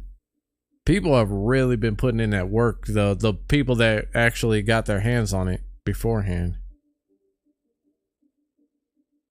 Bethesda games haven't changed. I'm curious about this one. Concurrent players, user reviews, AMD, Nvidia. There's a whole bunch of things to talk about with Starfield now that the game has been out-ish in its early access over the weekend. I've put a good few hours in myself, so let's just jump right into it. Thing number 1. It's actually performed some pretty damn stellar numbers, if you will. 245,000 peak players on Sunday on Steam after the early access launch. And that truly is impressive because That's all people who are paying additional money, right, above the normal cost of the game to play it that way. Yeah, a lot of people went for that upgrade. The prospect of just having a uninterrupted weekend of playing a new RPG is clearly something that a lot of people value very highly. Then we had 543,000 concurrent viewers on Twitch on the Thursday before launch, and that's actually quite impressive. This makes it the 42nd highest concurrent views on the platform for a game, but the thing that I would point out is this is actually the highest for a first-party title for a major console manufacturer, so that absolutely is showing that, like, yeah, this can be that big heavy hitter for Microsoft. Because again, all of this stuff is based on the game being only available in premium early access. I mean, even as of like this morning, 110,000 people. That's a lot, and as it went from Friday through to Sunday, you did see that peak number in Steam just slowly increase. It'll be fascinating then to see what happens when the big swell of people who just own the game normally or are picking it up through Game Pass. Wait, hold on. Do I not have any flint? Are we seriously going to sit here and act like I have no flint whatsoever? That's crazy talk. I have no flint. What the hell? Anyway, back. Actually get in. Now, because this is technically early access, it does mean that we do not have Steam user reviews to go off or anything like that. Because really, I normally say that right now, we're looking at the people who are impatient and are hardcore. But those numbers are absolutely big, even for a game's straight-up full launch. So I wonder then, will all these people act as a bit of a beacon, kick off that strong network effect that will then cause more people to pile in over the coming weeks? And certainly I think Game Pass is a massive part of this. Personally, I have the game on Game Pass, and yes, I did get the premium upgrade. I wanted to put some hours in decently early so I could actually talk about the game properly with you guys. Here's what's really surprising, though. So UK physical game sales are still something that are tracked, right? And if you look at them, the Starfield premium upgrade is actually at number 7 in the UK top 10. Now, who's getting the premium upgrade? I suppose people who bought the normal edition of the game and have become impatient, or people who, well, yeah, have Game Pass and want to get the premium so they can play it right now. So that absolutely is an impressive thing. And also, as VGC are reporting, there's really good numbers in the States as well. Overall then, by the numbers, this is pretty damn tremendous. I think this will be the largest first-party release that Microsoft have had. It'll probably validate that acquisition of ZeniMax for them. But to go into the actual game itself, performance is something that we do have to talk about. I mean, from my perspective, if an Xbox Series S can run at a 1080 30, surely a Series X could do 1080 60 or something like that. I certainly do struggle with how the game's presentation is. I'll be honest with you. As much as whenever you're up close to things, the detail is really quite impressive. I will say that there is just that feeling of there being a Vaseline smear across the game. And oddly enough, one of the solutions that there could be to that is to put a little bit more Vaseline on, because technically, I don't think there are yet. Implementation is pretty good, but as many, including Digital Foundry, have pointed out, to quite a few players, they might actually want the option to put more of that motion blur in. Now, in the past, based on like my experience 10 years ago, I would say always turn that shit off. Do not use it. Now, though, modern implementations of motion blur are actually fairly good. By the way, if you're watching a film and it's projected at 24 frames per second, the reason why that motion actually looks okay to you is because when the camera is moving, right, whatever the shutter speed is at, I need a torch. That is letting light in continuously, and that gives you a torch and something to set that bitch on fire with. It just with. Works. It makes sense to your brain. Now, that's why if I was to say shoot a film, right, and I was to play it back at, say, 24 FPS, but if I was to set my shutter speed to be like, a 200th of a second, you would be wondering why, you can see every frame. I know a guy that will play games of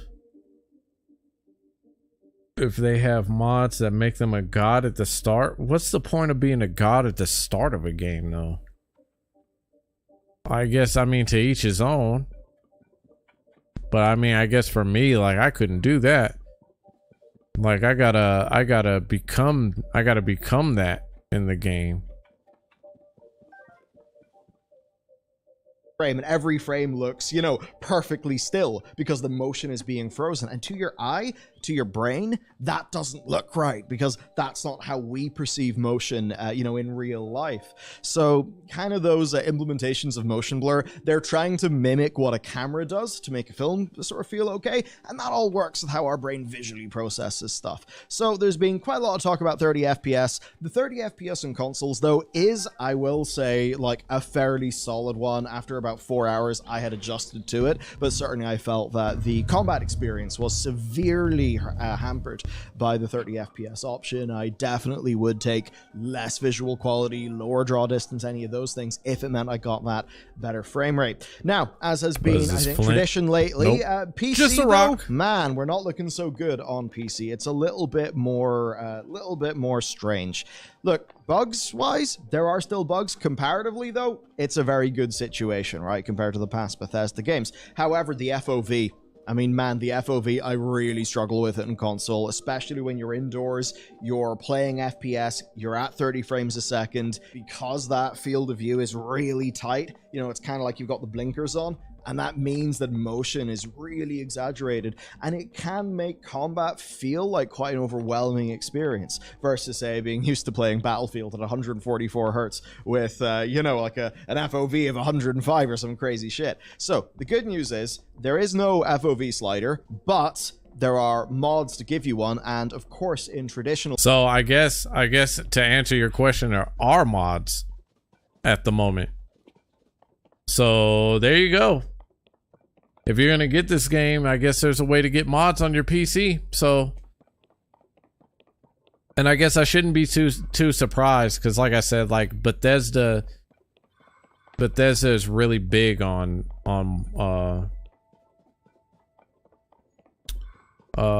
first Google search top 20 mods so far.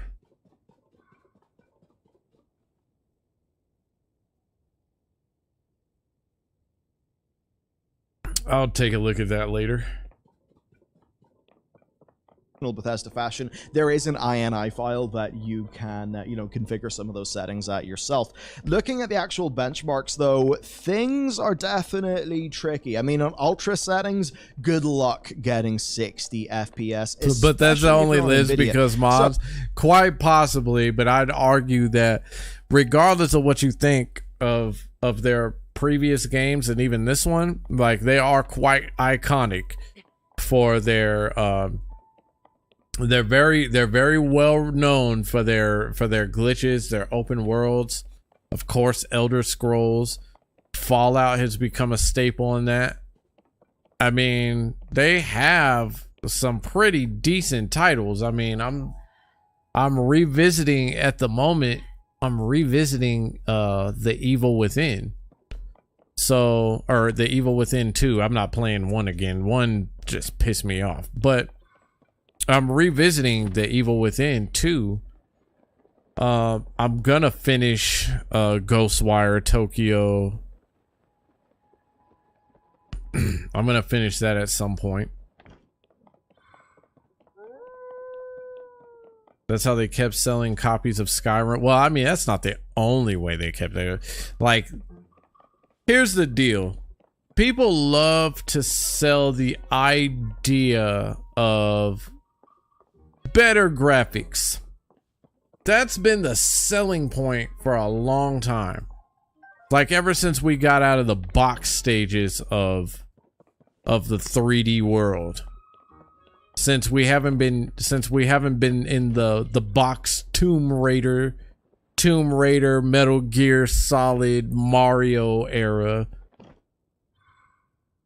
People have been obsessed with graphics because every time we see something it gets better and we keep hoping it gets better, and eventually we were going to have to peak, and we did. We peaked.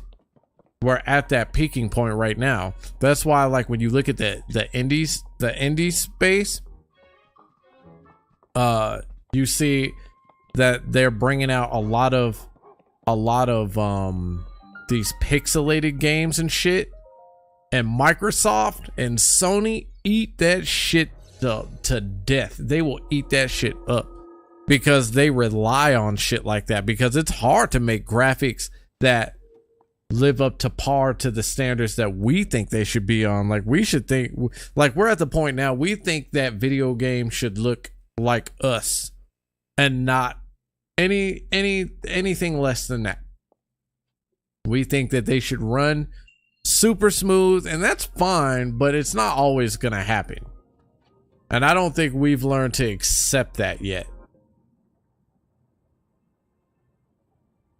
So I believe that like mods definitely did, because I played with a couple of mods. I did the whole Cyrodiil mod, and I love that shit. I love the fact that I could revisit Cyrodiil reinvented in a different aspect in Skyrim. The only thing I didn't like about the mod is that I couldn't go all the way through Cyrodiil because of the copyright shit. You know what I mean?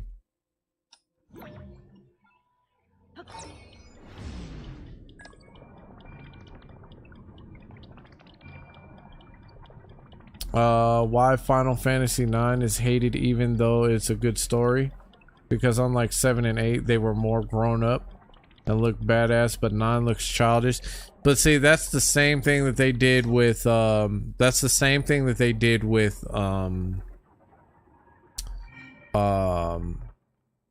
Wind Waker. They didn't like how cartoonish it looked. It's like, we're so damn fickle when it comes to shit. And what ended up happening is that it ended up being one of the greatest fucking stories that we've ever seen. Like, straight up, it is probably one of the greatest stories ever in the Zelda, in the world of Zelda, besides like this, right? The truth of the matter is that Zelda, say what you want about it, that Zelda marked the essence of it marked the essence of what Zeldas would look like in the future. Like, it marked the darkness of it marked the darkness of Ganon. Like, you weren't about to get anything less than that. Wow, I am such a moron.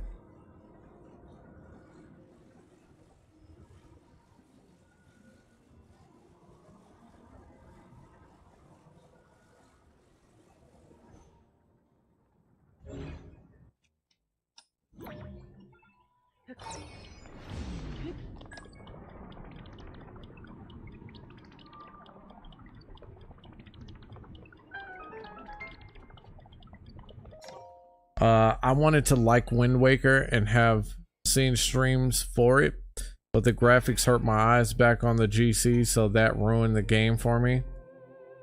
That is my story, and I'm sticking to it. That's fair, I guess, because cell shading was like brand new back then. I'm fairly convinced too that cell shading was used as a convenience. I'm very convinced by that. But it was a good convenience to me. Like, that is the same reason that I want to see 13 continued, like, but we'll never get that. For one, there's no more Adam West. 2, the remake we got was just complete and utter dog shit at the beginning, and it still is.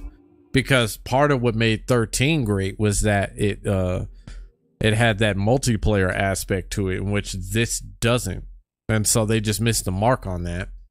And I mean, cell shading for the better part, like, I think there was like only a few games that came out that were cell shaded at that time, so I can understand why like a Toon Link cell shaded coming out would hurt your eyes. But I mean, in that, I would argue you missed out on one of the greatest Zelda stories ever told. Like, I don't give a fuck what anybody says in that point. Like, you don't have to like it, but that was a hell of a story. Like, that was Ganondorf at one of his darkest moments. I would argue the top 3 moments of Ganon being dark at its darkest moments, I would argue that's probably number 2 on the list. You could argue for the position of Twilight Princess being number 2 as well, because Ganondorf genuinely kills one of the 7 sages in there, and you actually get to see it, so like it could be a tie between the two, but that one was like super dark for being cartoonish as it was, and I think a lot of people missed out on that because they didn't like the design. You know what I mean?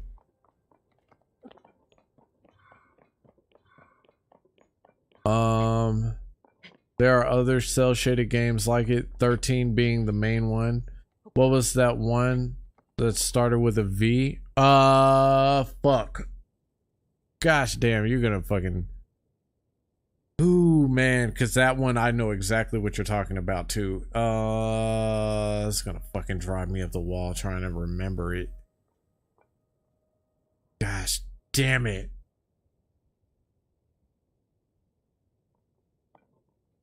Damn it. I know exactly what you're talking about.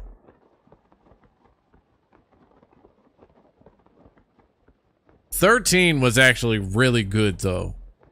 And I think Ubisoft really dropped the ball on promoting that one.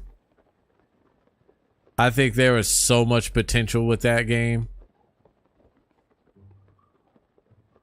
Again, not hating the story, just couldn't play it. I know. I'm just saying, like, for me, like, it just kind of makes me sad because, like, there are so many aspects of that story. I will say it was... Thank you! There it goes. Beautiful Joe. How can anybody forget that game? Link to the Past and Twilight Princess. Yeah. Well, because of the reception of Zelda, they returned to what Zelda was with that particular title. And it was good. It was definitely good. I would argue this is Ganondorf at his darkest. This particular title is Ganondorf at his darkest. The one I'm playing right now. And you couldn't argue anything less because the man genuinely killed the dude's wife.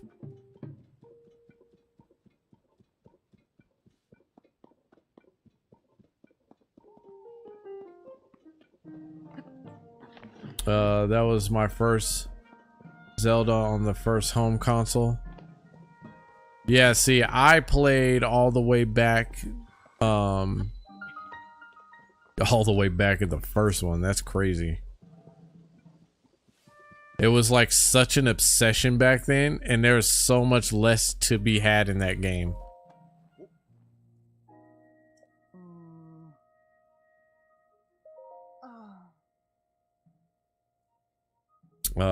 The terminal that starts up the Skyview Tower isn't working.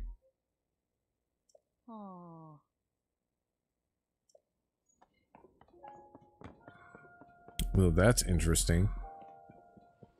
But yeah, I remember playing that one. I wasn't too big on the second one. I didn't like the second one too much. I understand they were trying to do something different, but man, like the second one just kind of ruined it for me a little bit. From what I understand too, there was supposed to be a third one that was supposed to come out, but it never did. And what ended up happening is that's how we got Link to the Past. But there was supposed to be a third one. They've had interactive titles that came out. What else have they had? Link's Awakening? No, it's not that one. There was supposed to be a third one that came out long before that one came out.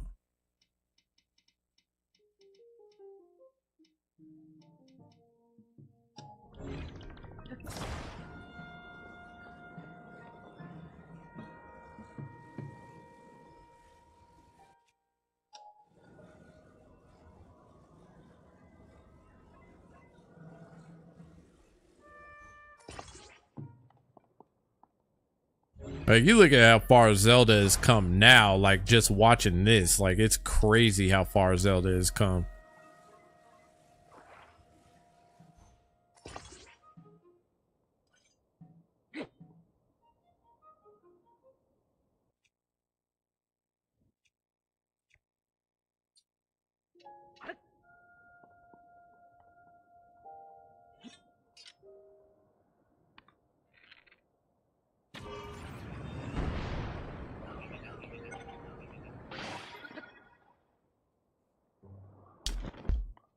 Oh wow, I almost died. The OG one, not the new game. Yeah, I know exactly what you're talking about. Like I said, like, to me... Oh, is this why? Oh, this is exactly why. Holy crap. Can I...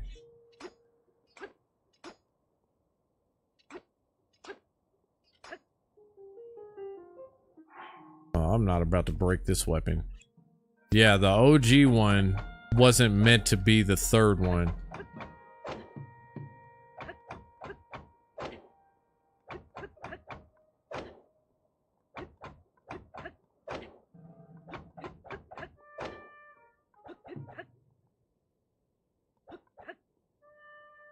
The hell?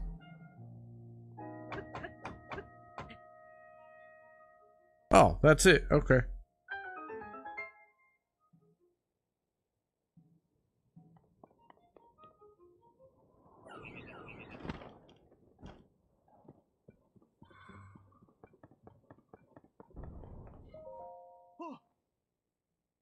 But they had an interactive one. I think it was like a video or something. They've had cartoons. And then Link to the Past came out. And that just fucking blew... That blew Zelda all the way the fuck up. That was that one.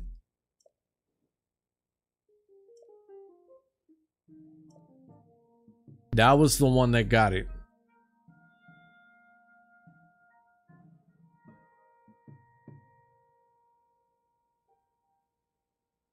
Yeah.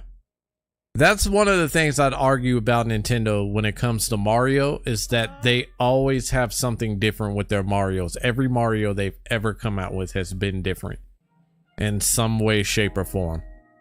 And we can't argue that. Like, that's Mario, Super Mario Bros. 2 had the ability to have 4 playable characters, some that could float, with the ability to add on hearts on the side. Then you had Super Mario World, which introduced Yoshi to the party. What else did it do? There was something else that game innovated.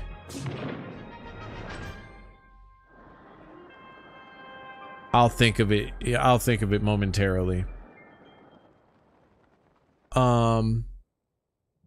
But then you had Mario 64. Oh, all of the items always change in the games too.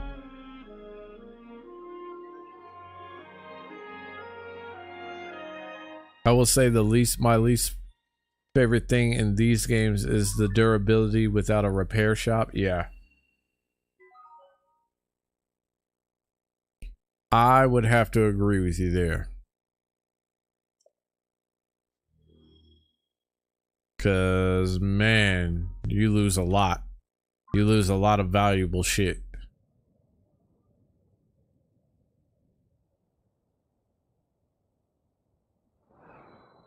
Wait, what the fuck is that?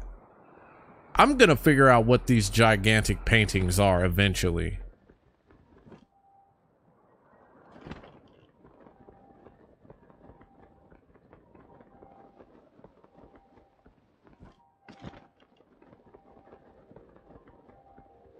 Yeah. They really do.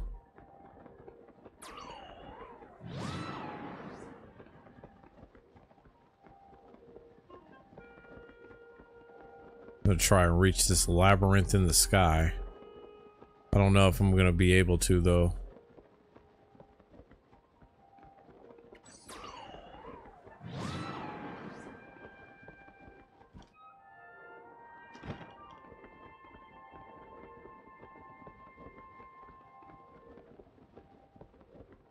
shit, I'm about to die.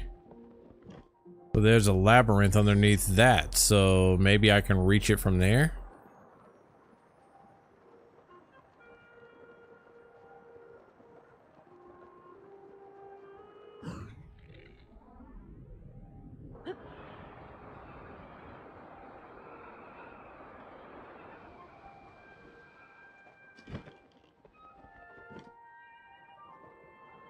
And this is where I die.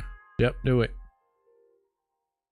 Not so much in 64 since it was the first, but Sunshine had the water gun. No, in 64. So in 64, they did. It was their very first 3D game, and that in itself is innovative. That alone is innovative. The way that you looked at Mario Worlds was the most innovative, because you weren't just going to your lands and selecting them. Now you're jumping through paintings, you're finding secret hidden areas and shit, which you could do in the lands, but you have to do different shit to do it. But now you're getting to see Peach's castle from a different aspect. It also introduced voice. It actually introduced, I think it actually, no, did it? No, it introduced Mario's first voice. Mario's very first voice came out of that. Video game wise anyway.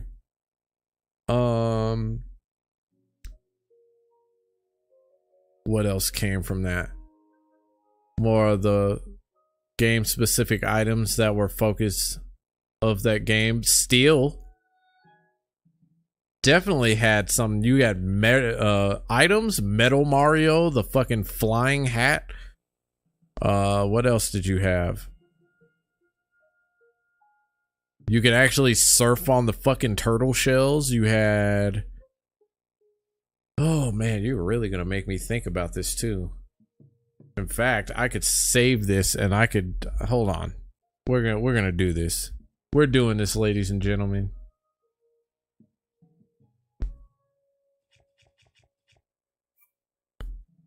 I'm gonna save.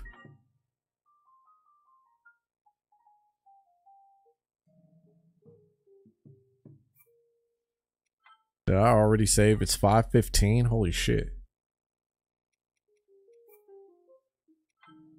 All right, so check me out. This is what we're gonna do. We're gonna do this.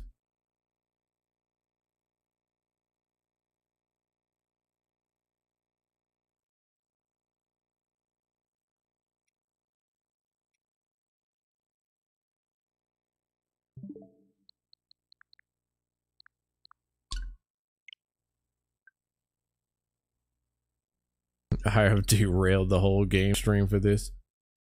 That's fine, because I was debating on whether or not to play this shit anyway. Oh, also it's objective based too. It's the first Mario that ever became objective based. It wasn't just a regular ass platformer where you had to just run to the end. No, you actually got to complete tasks in this. Let's do this because I'm already here. It's the first time you could triple jump in here. Huh. The funny part about this is it's also the most janky camera ever in any fucking 3D Mario. It is the most ridiculous fucking camera ever.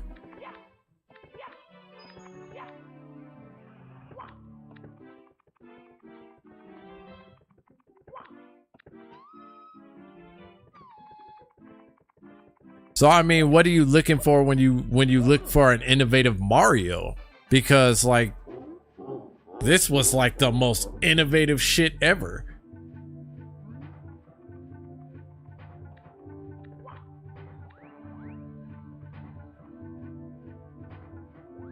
My nephew Capron is the major fan of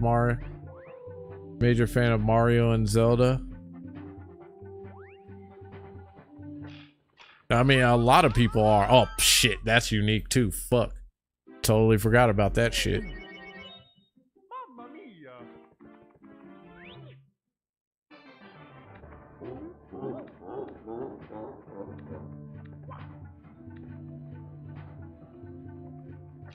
So when you talk about innovation in Mario, like what besides the items, because yeah, Sunshine definitely innovated more than what you would have thought they could have done. But you know what Nintendo has to do in order to do that? They have to think outside of the box, and they've done that. When Galaxy came out, that was probably at the time was one of their most well thought out outside of the box thing. Oh yeah, Mario can punch too. Like, this is the first Mario game where you can actually throw blows with somebody. You didn't just have to jump on them. Oh, crap. I'm not very good at it, but, you know.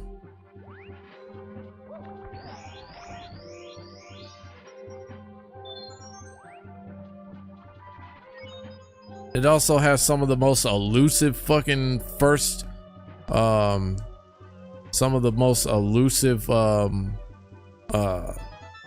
one-ups ever too.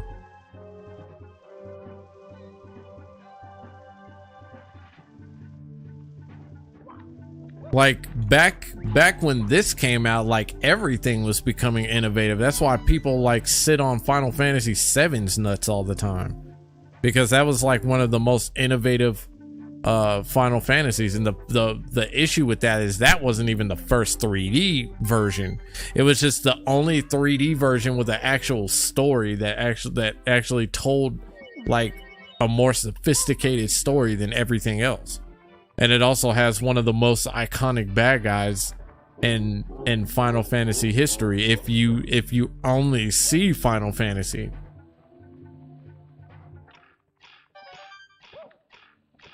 But Final Fantasy, what is it? Final Fantasy 9, Final Fantasy 8. I would argue Final Fantasy 10 to an extent, with how that story is told. Final Fantasy 13.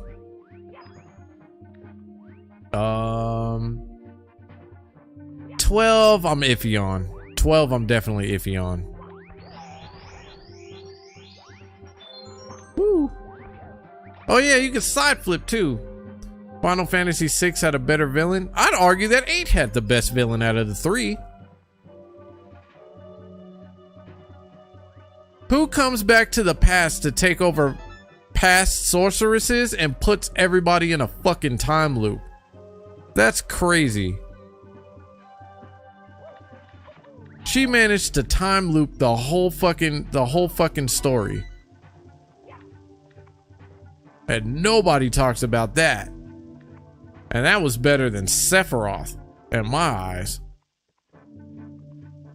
Ultimecia was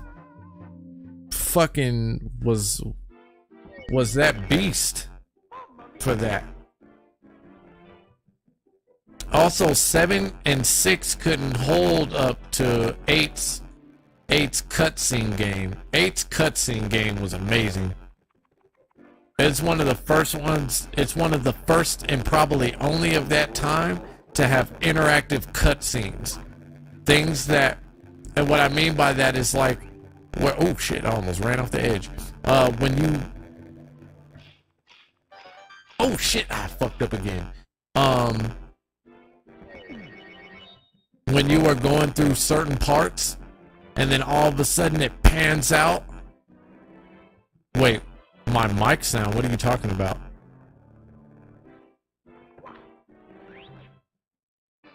Can you not hear me?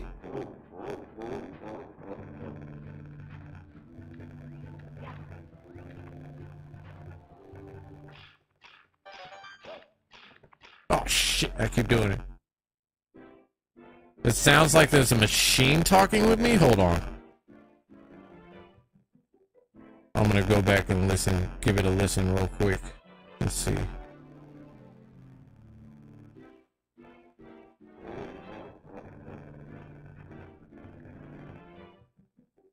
Let me think about this too. Final Fantasy time loop.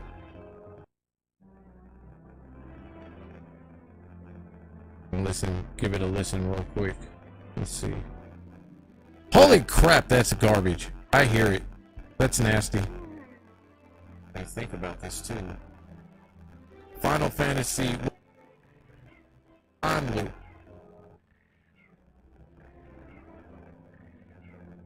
Listen, give it a listen.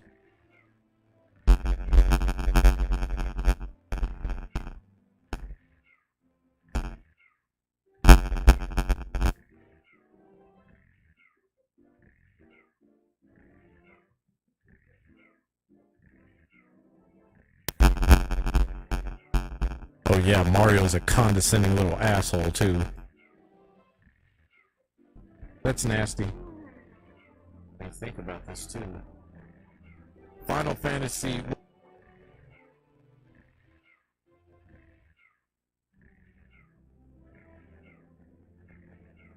Oh yeah, Mario's a condescending little asshole. What the hell?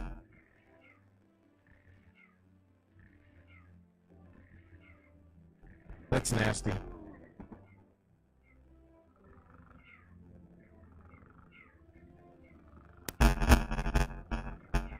Oh yeah, Mario's a condescending little asshole. What the hell?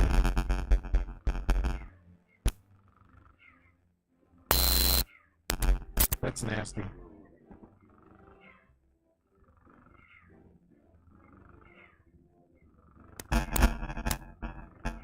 Oh yeah, Mario's a condescending little. What the hell?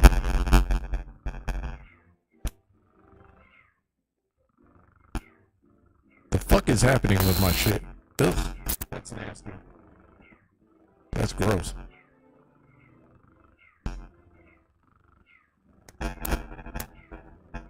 Oh yeah, Mario's a condescending little. What the hell?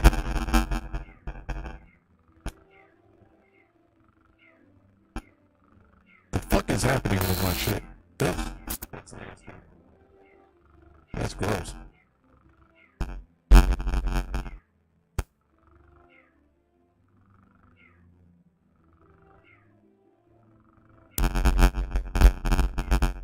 Yeah, I might have to give me a new cord.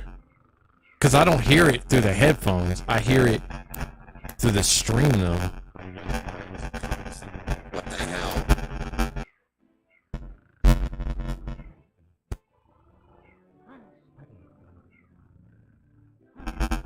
Yeah, I might have to give me a new cord. Cause I don't hear it through the headphones. I hear it through the stream though. Yeah, see, I don't hear it through there. I definitely hear it through the stream though. That's crazy.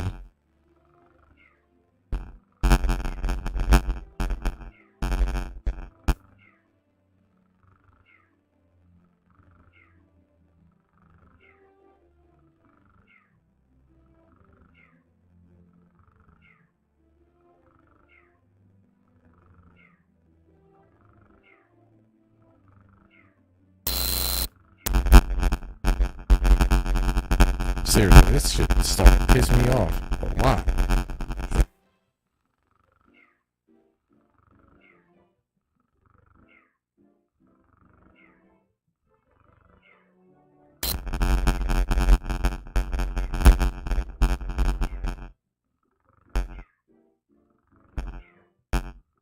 No, I don't.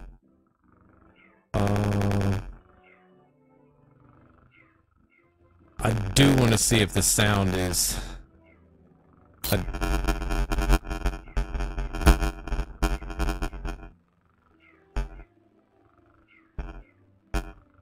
I don't. Holy shit, man. I do want to see if the sound is... Yeah, that's pretty trash. I don't know why it's doing this. No, I don't. Holy shit, man. I do want to see if the sound is... Yeah, that's pretty trash. I don't know why it's doing this. No, I don't. Holy... Wow. Like it just did it at random too. Like it didn't even.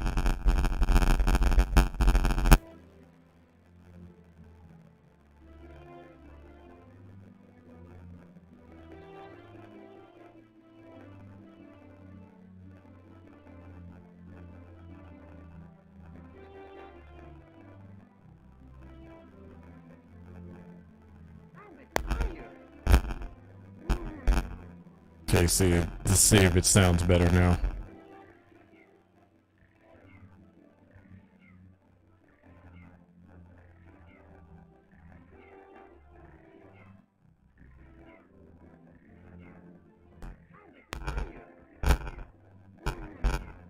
Okay, see, let's see if it sounds better now.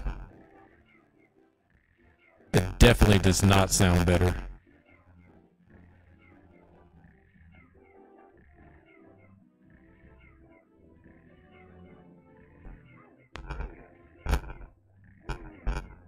Okay, see, let's see if it sounds better now. It definitely does not sound better.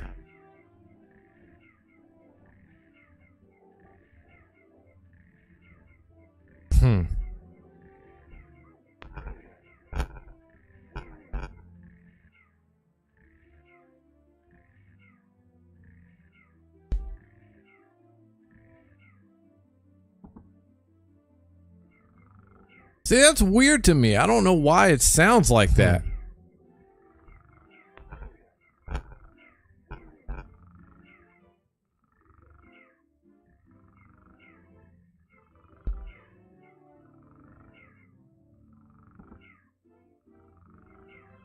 See, that's weird to me. I don't know why it sounds like that. Oh, now we're better. Wow, okay. Let me know if you all still hear it, because it sounded like it was clear. Now it was fine. Yeah, I don't know what the hell was going on there. That is so strange to me.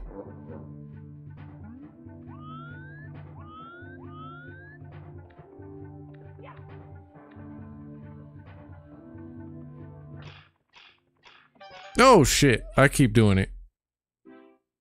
Just let me know if it goes back to robot. If it goes back to robot, then I'm gonna have to fix some things.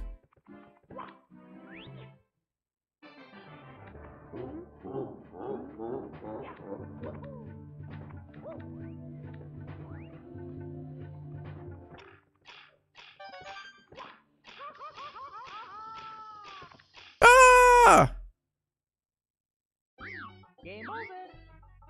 Oh yeah, it's the only one that you can play with Mario's face too. Well, it's one of the only ones. It was the first one, I should say. Give me your eyeball. Oh, I can't grab his eyeball. I think I can. You can spin him around.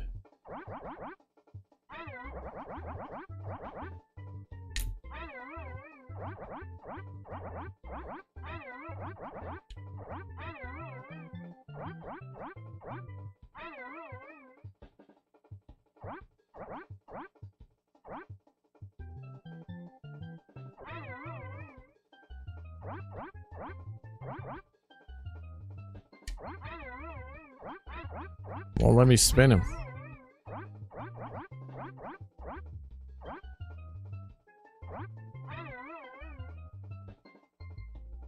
Damn it.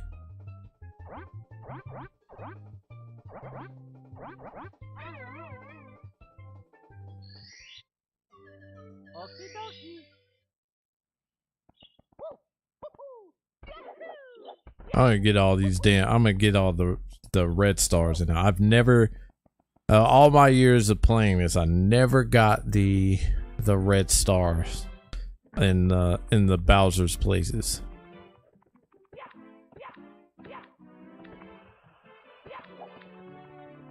So it always seems like I'm missing a few.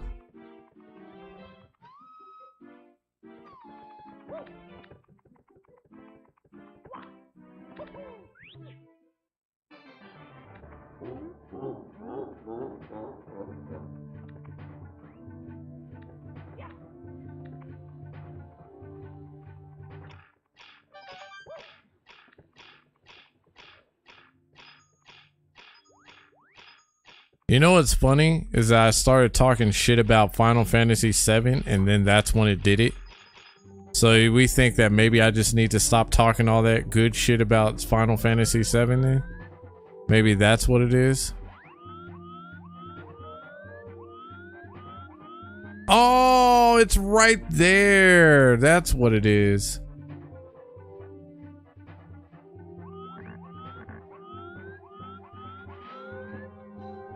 Oh, I'm stupid. I dropped.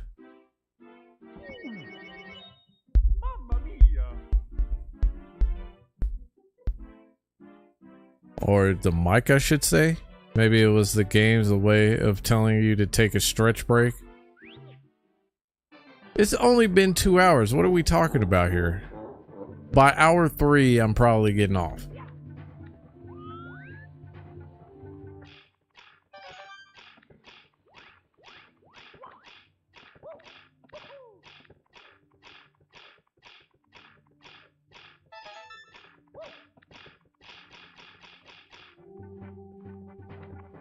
I honestly think it was because I was talking that good shit about Final Fantasy VII, which is not going to stop me from talking. I genuinely have a disdain for Final Fantasy VII because of how many times it's gotten played out. Not because it's not good, it's just because of how many times we have played it out as a community. We have played that game out like crazy. I'm over it.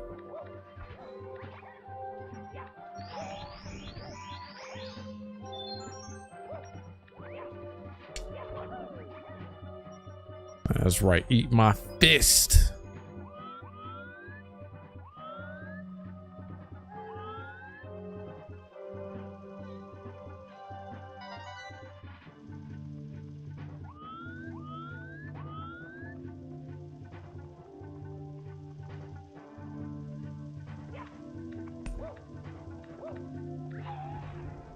This game is much different when you know how to use the camera.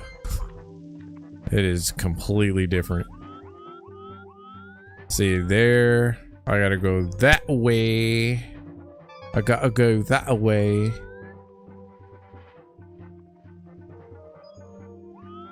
And somehow, watch, I'm still gonna miss one. Because there's only 8.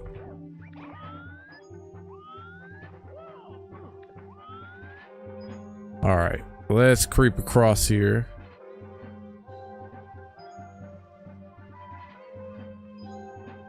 You know, I was supposed to talk about like the Spiderman deal with the I was supposed to talk about Spiderman, the 19 inches of Venom, and I never did.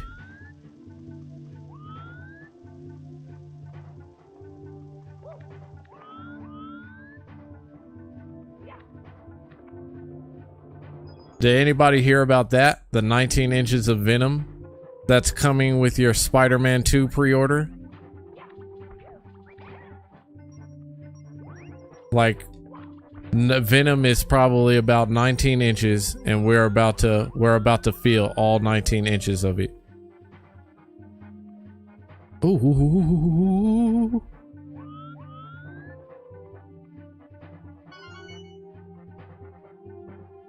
I can't see, but we're gonna do it anyway. Ready? Okay, now.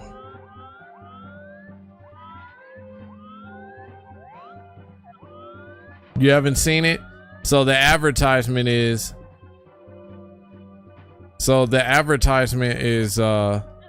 that along with your pre-order of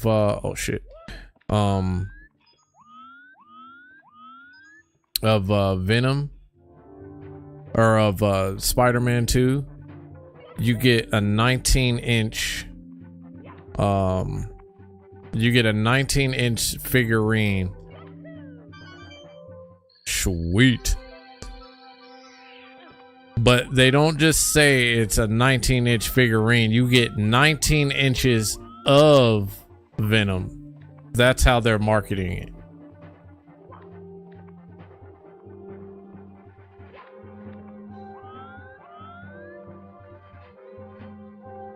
I remember that. Jeez.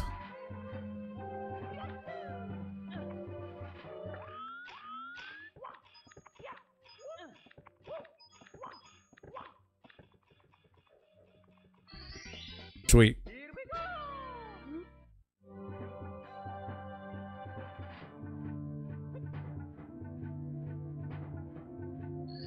Damn right I want to save.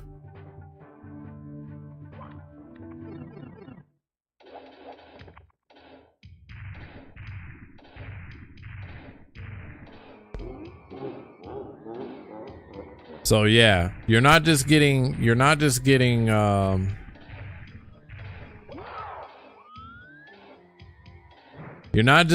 venom, you're getting 19 inches of venom.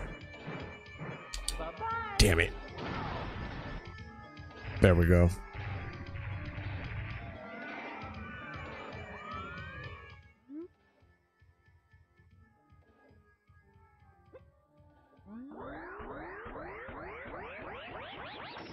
I could have swore I had to do that shit 3 times. Am I crazy?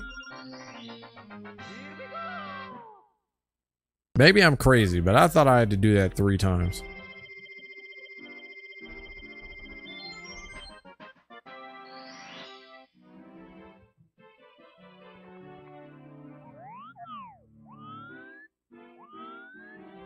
I genuinely have a disdain for this camera. Whoops. So I don't have to go back to that one again, at least. But I do need to get me some metal. Oh, that's right, because that goes to the upper floors.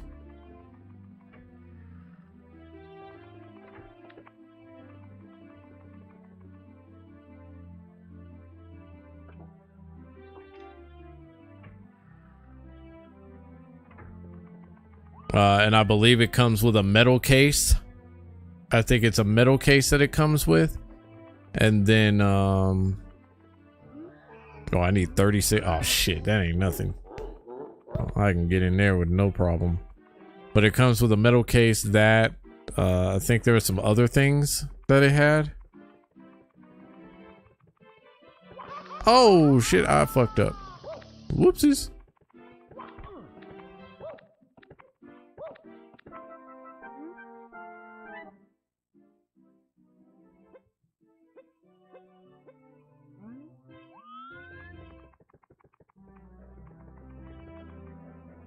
Damn it, this stupid camera.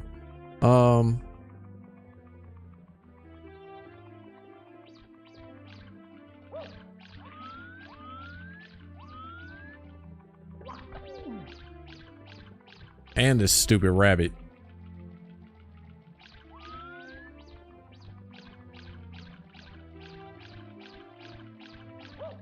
Gotcha.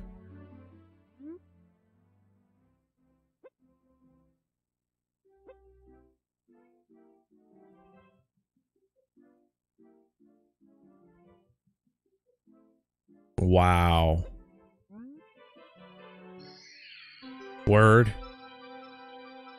You could actually say the upper rooms in this one, and it would actually make sense to do. It would totally make sense to say the upper rooms. What is this one? I think this leads to where I need to go. I think.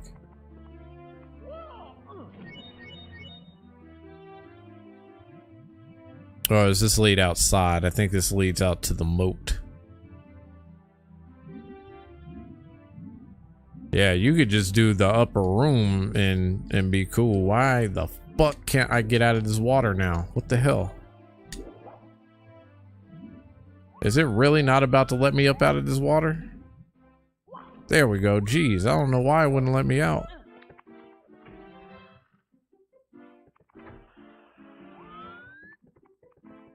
There you go. See, it works out. It works out.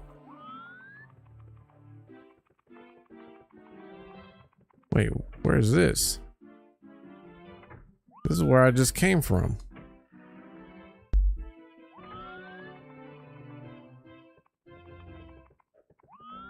Oh, I couldn't see this before. Jesus, I have this. I'm trying to move this camera too much. Can't do that with this.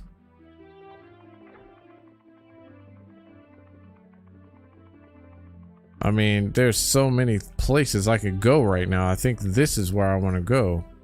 Yeah, this is where I want it. This is what I'm looking for because I need the medal. Swimming beast in the cavern.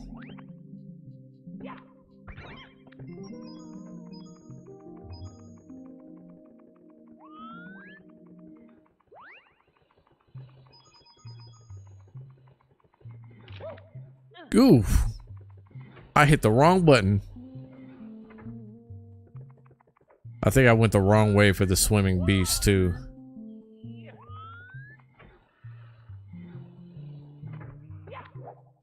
Whoops. Woo. Well, it got me sounding like Mario now.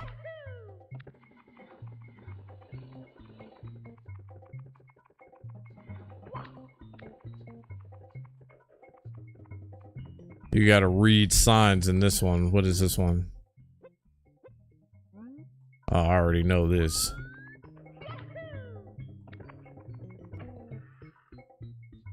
Did I go the wrong way again? I did. Seriously, what the fuck is that? Oh, it's the bat. Okay. Oh, I can't go back the other way now. I'm stuck.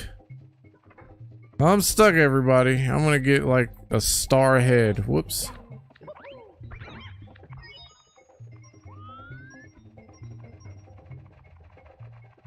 Oh wait, maybe this is Nessie. I think this is where Nessie is.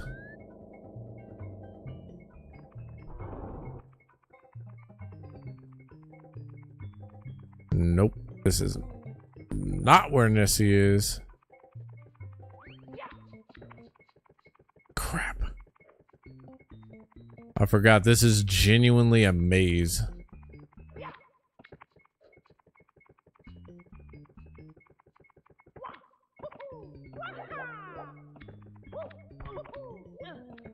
Well, at least I can get this one. I can get this one and call it a day, I guess.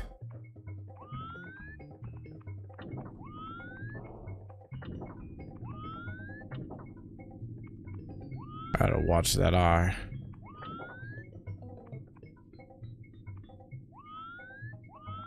Ugh. Get me out of this stupid camera format. Oh no! I fucked up. I was supposed to jump.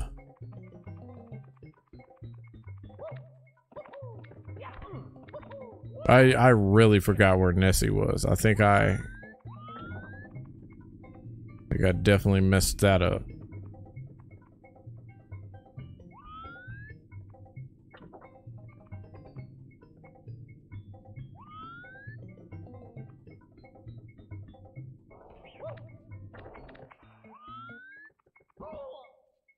And I messed up again.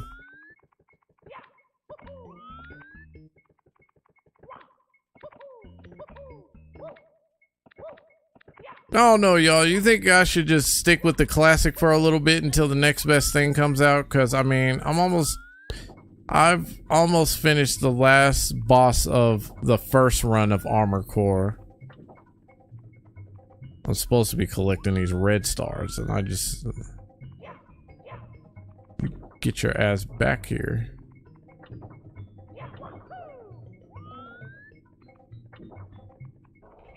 Shit!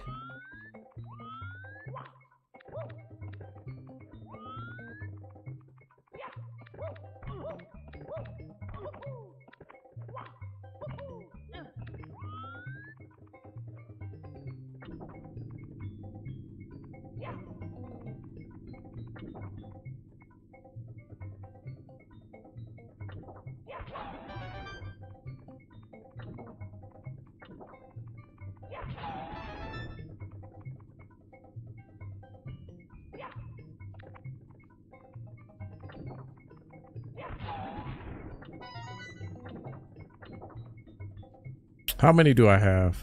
I don't remember how many I have.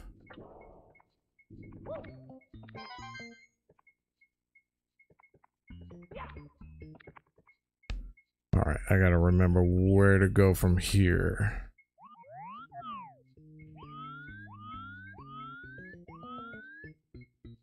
I think there's like a pole somewhere. It's Mario's stripper pole, and I gotta get to it. Yeah, it's right over here.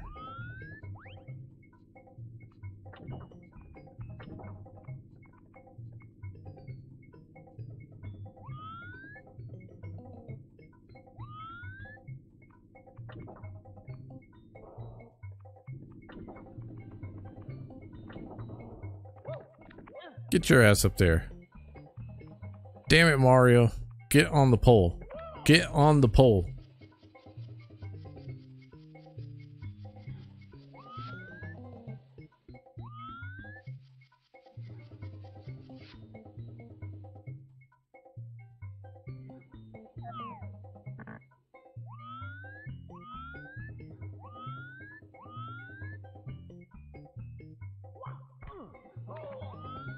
Oh, that hurt, but whatever.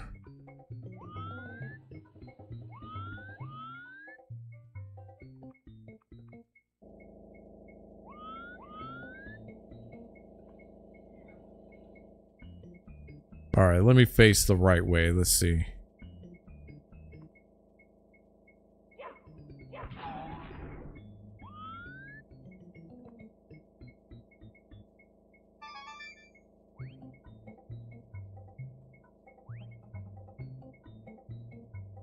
Oh yeah, baby. We're almost there.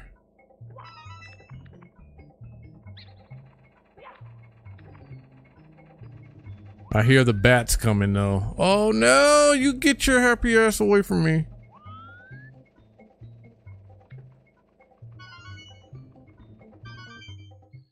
There we go.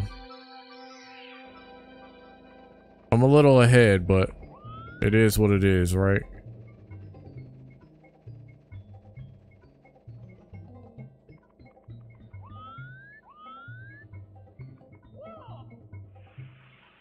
We just slide right on down the pole.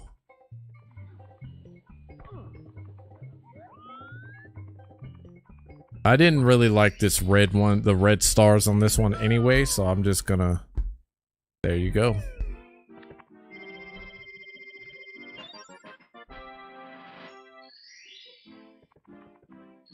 Now I gotta find Nessie. I don't remember where Nessie is.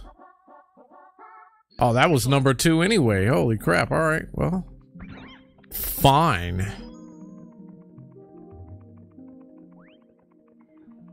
I genuinely don't remember.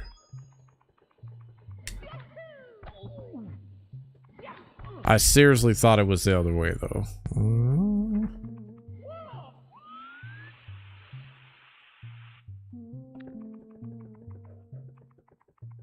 Maybe it's this way? Oh no, it's not this way.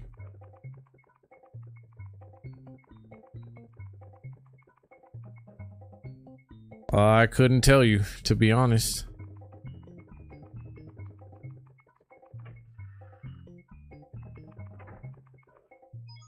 I think it's really difficult to, oh crap, gas.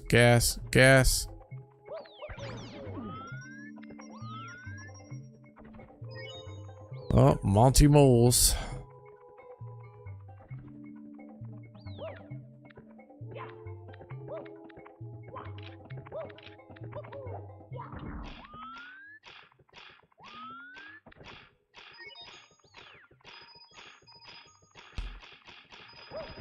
Oh, that's right. I gotta do this crap.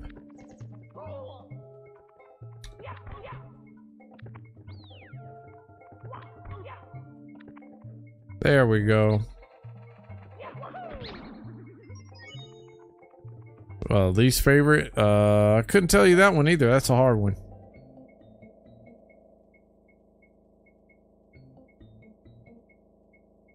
I don't know. It's really difficult to be able to say which one is actually my least favorite in that case. Oh, I'm actually supposed to hold on.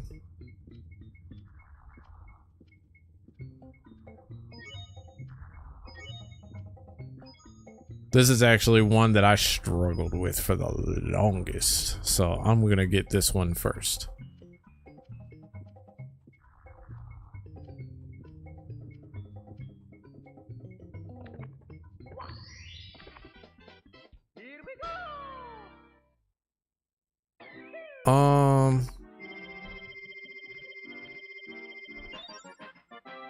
You know what? I do have one. My least favorite is Clayman.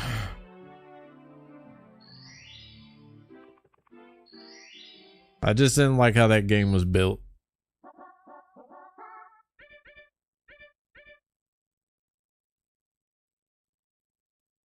For what? One that I like? Is that what you're trying to say?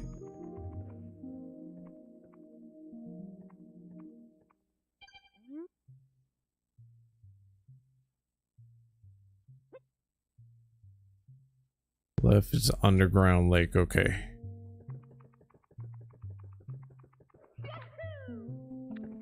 Thought I was going the right way. What the hell?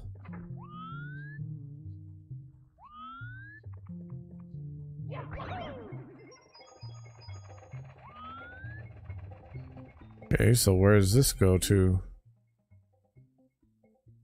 Left is underground maze. Oh, it's this shit. All right. No! Wow! I can't believe I actually got through that.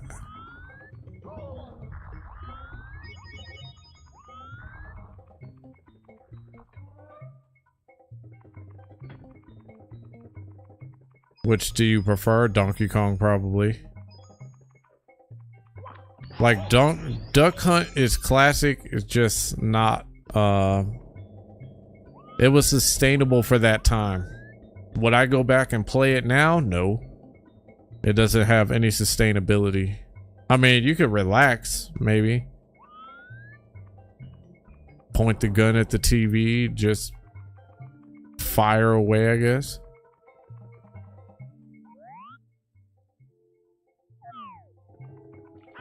Let's say, I don't remember there being like a cutscene in this shit. What the fuck?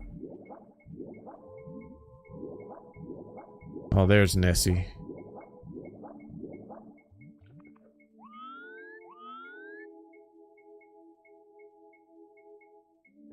Oh yeah, that's right. You actually control him.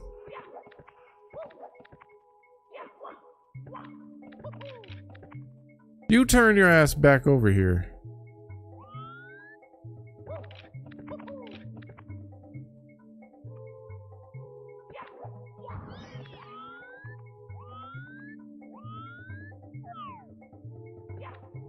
Oh.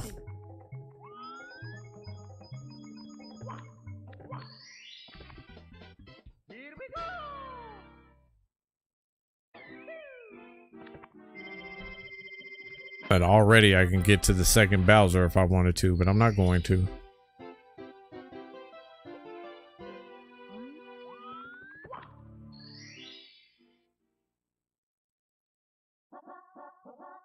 Metalhead Mario can move. This is what I was looking for.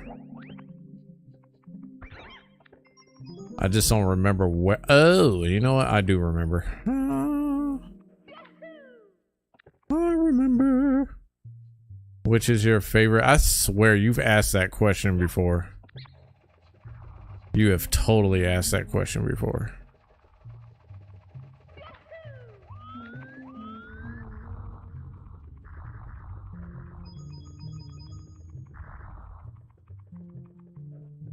Ugh.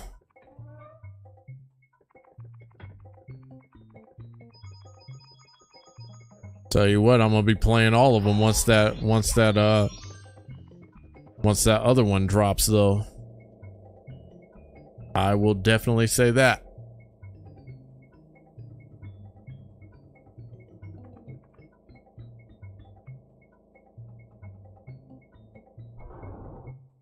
Yeah, you have. You totally have. We had a whole discussion about it a few months back. Why do I keep doing that every single time?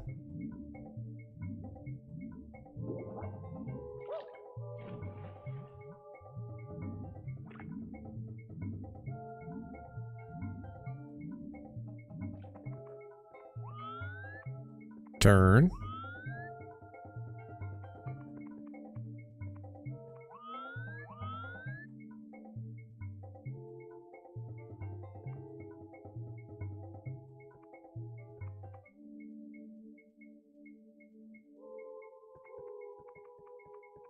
No!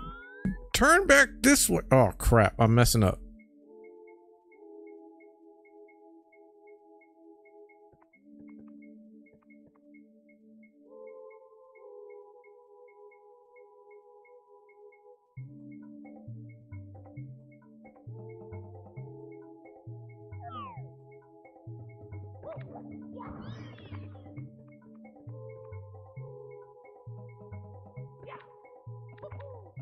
I think this is where I go to get it.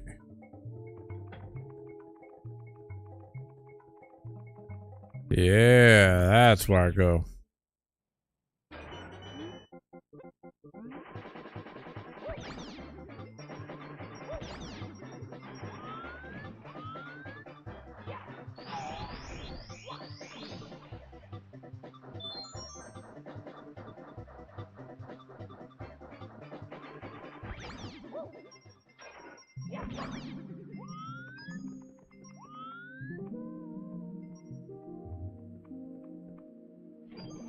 Oh crap, that's right. This stupid thing takes you back.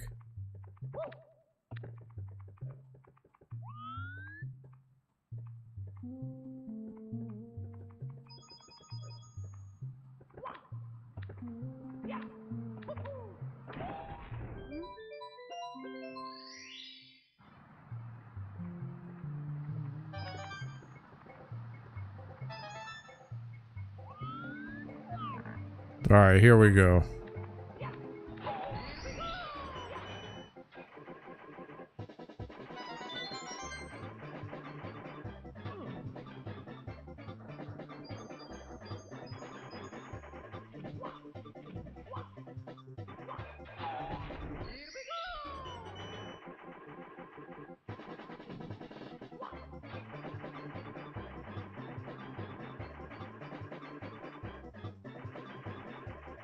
Was that it?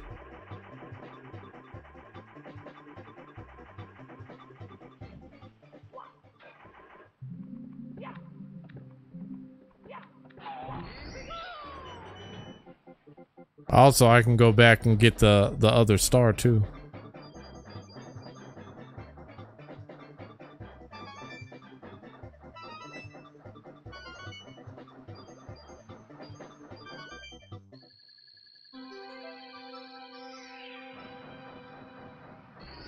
There we go.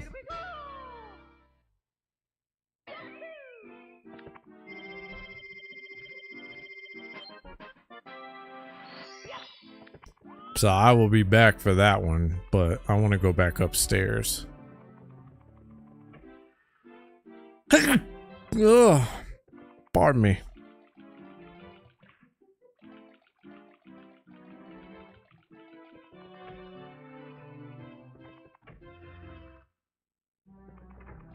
I had to find the haunted part of the castle too. I don't remember where that is. Oh, that's the sand world. We don't want to go to that place yet. Thank you. Much appreciated. Oh, that's the haunted spot. That's right. And I gotta get to the ghost. Hey, is this the...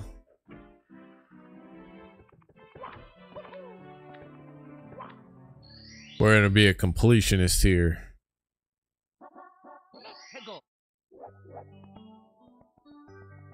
Where is... Oh, that's right. I actually have to swim to the bottom here.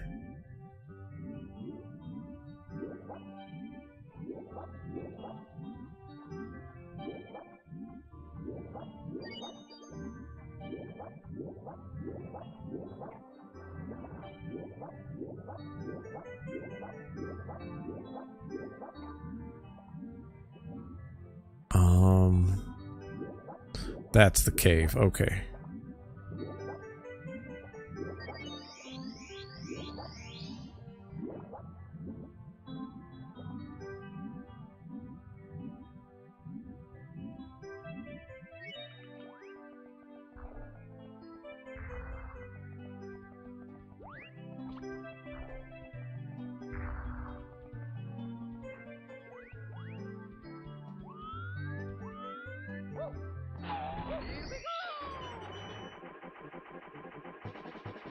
I had to make it through the stream.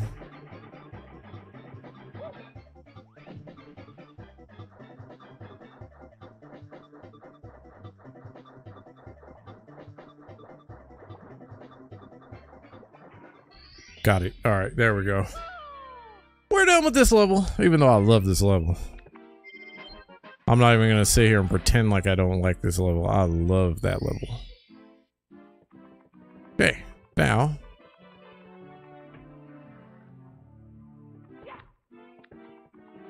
I can go back.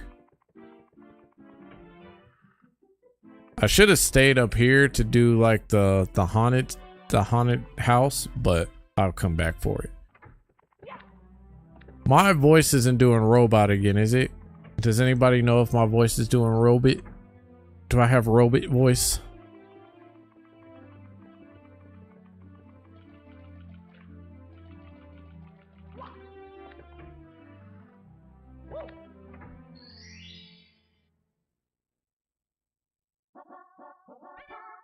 I don't remember what this one is.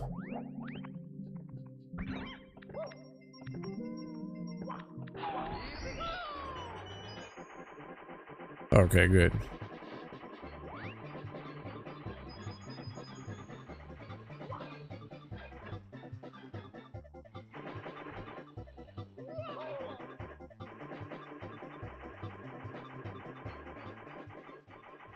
Why does I get the feeling I didn't go where I was supposed to go?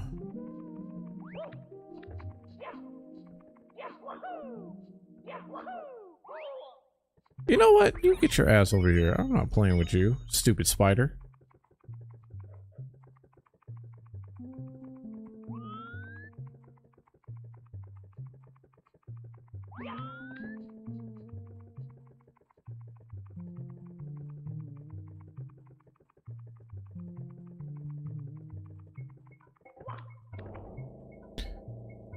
All right, let's see where I'm going.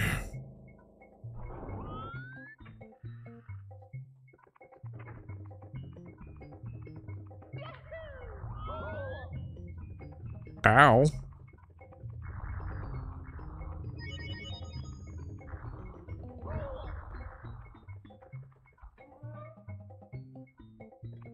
I don't think that was very nice, but whatever.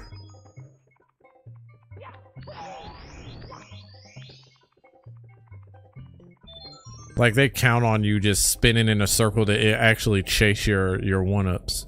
That's the funny part.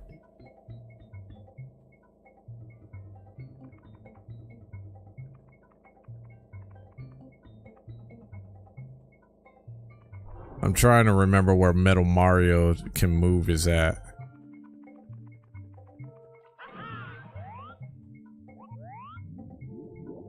I think it's actually right here.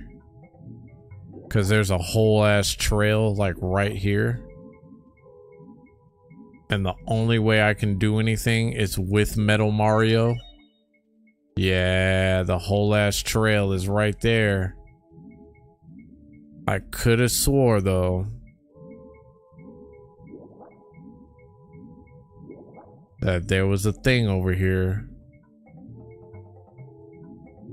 Like there was a hat thing right around here. Oh, because it's right there because I missed it. All right.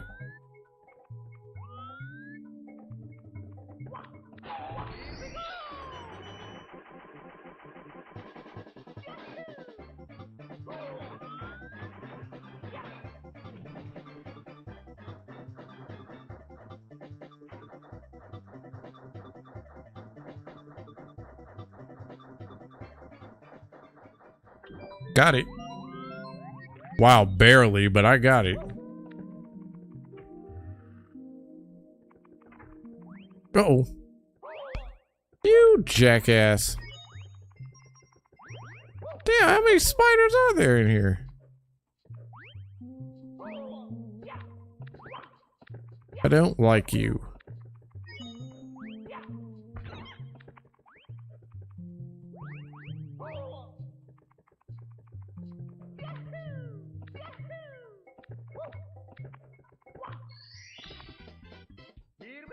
There we go.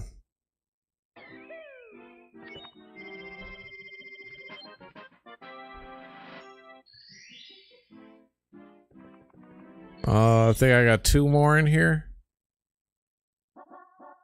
Navigating the toxic maze. Fun, fun.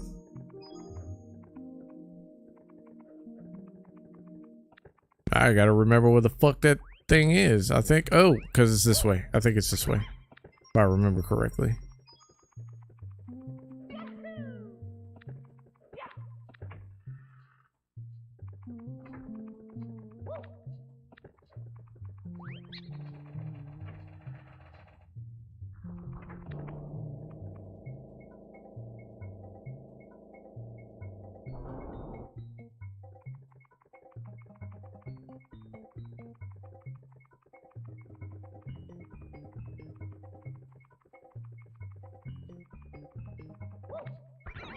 Can't remember. Is that where Nessie was, or is that... No, this is the actual toxic maze.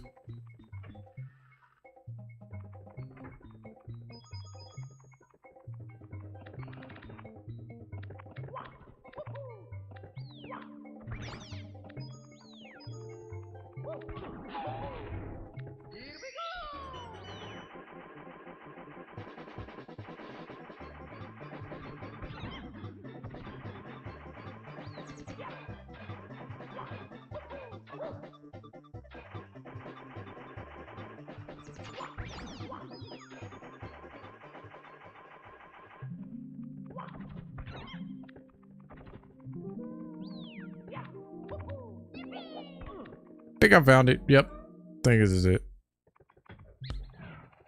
No, please.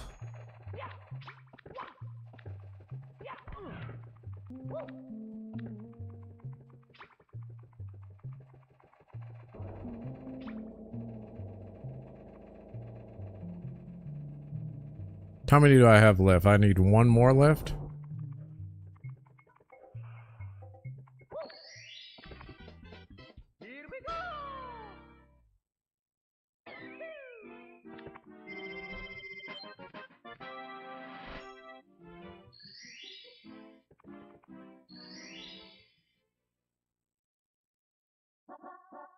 Watch for rolling rocks. Seriously, you know how many times I've passed through this one?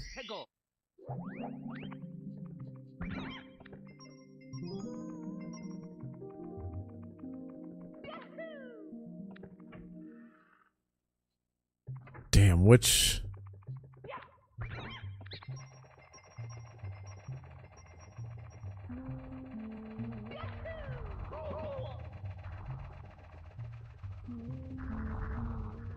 Oh, that's right, because it's actually up here. If I remember correctly. Yep, it's right there.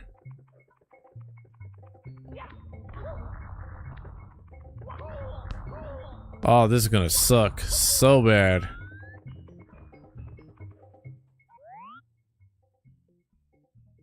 Because I don't remember how to get up there.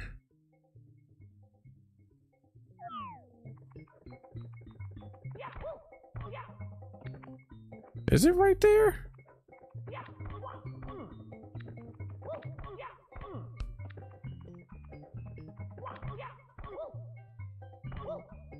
Whoops.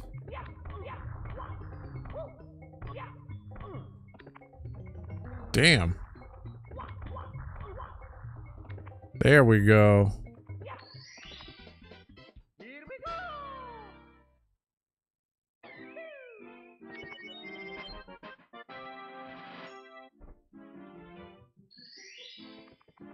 All right, we are done with this. That is my least favorite spot. Where are we sitting at? We're at 255 right now.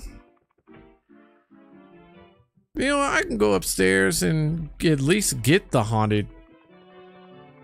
At least get to the haunted house. You know what I mean? Nah, I mean.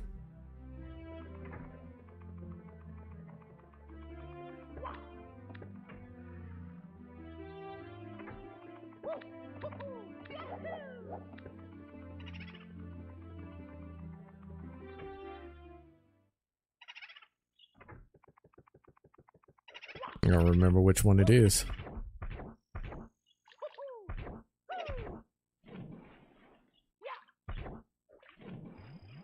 Oh, they're chasing me.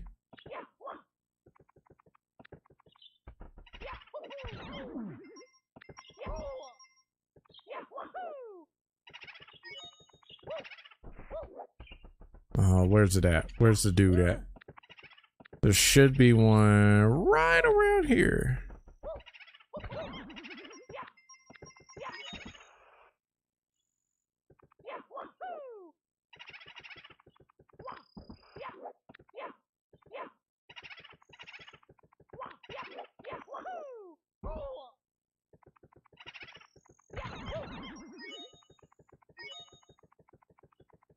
Ah, there he is. There he is.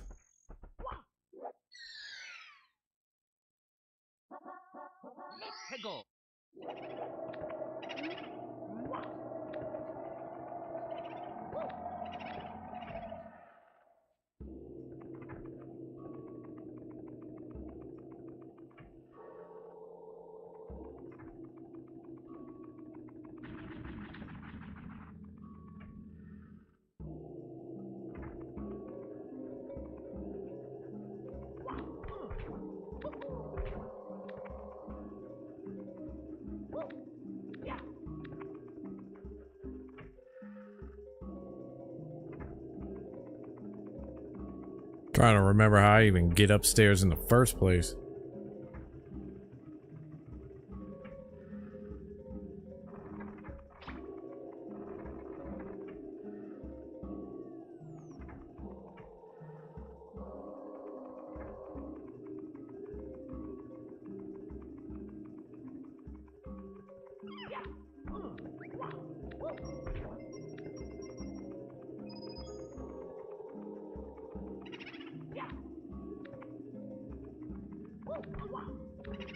Oh shit, I fucked up.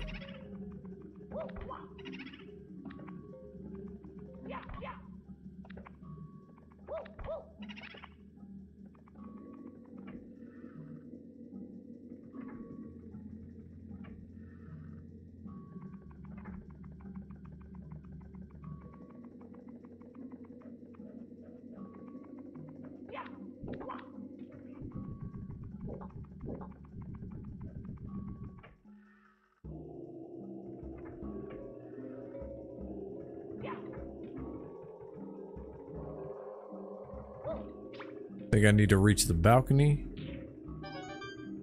Whoa, nope. Saw that coming.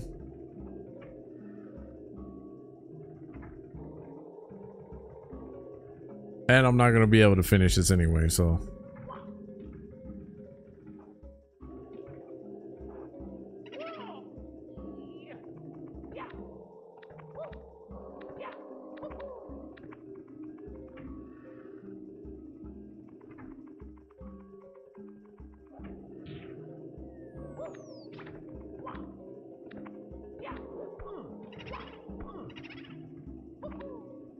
Damn, I gotta remember where to get the invisibility hat. See, that's another thing that was unique about this too.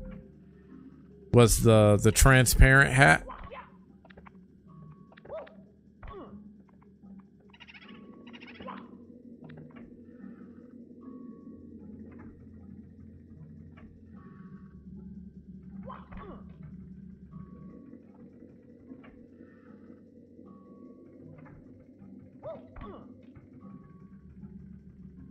Yeah, I don't even remember where to go.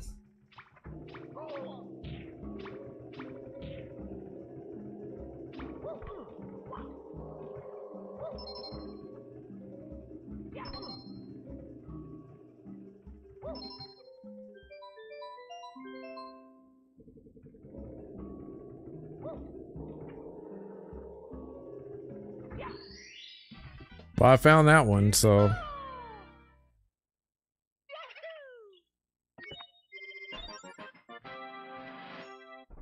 And I did course 5 like long before then. Wait, didn't I already have 36?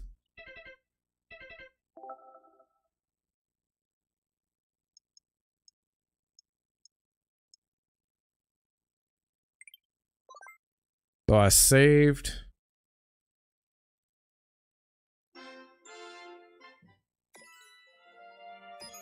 I want to make sure I saved.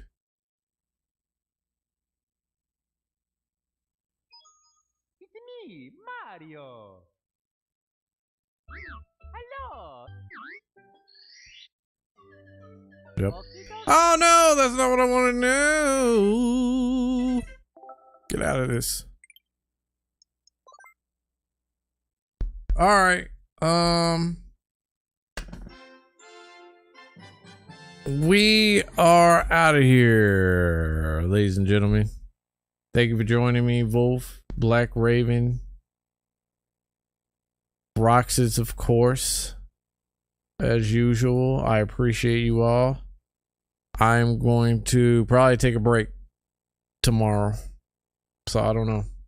It all depends on what's going on. I would imagine that there's going to be some other stuff that happens in this.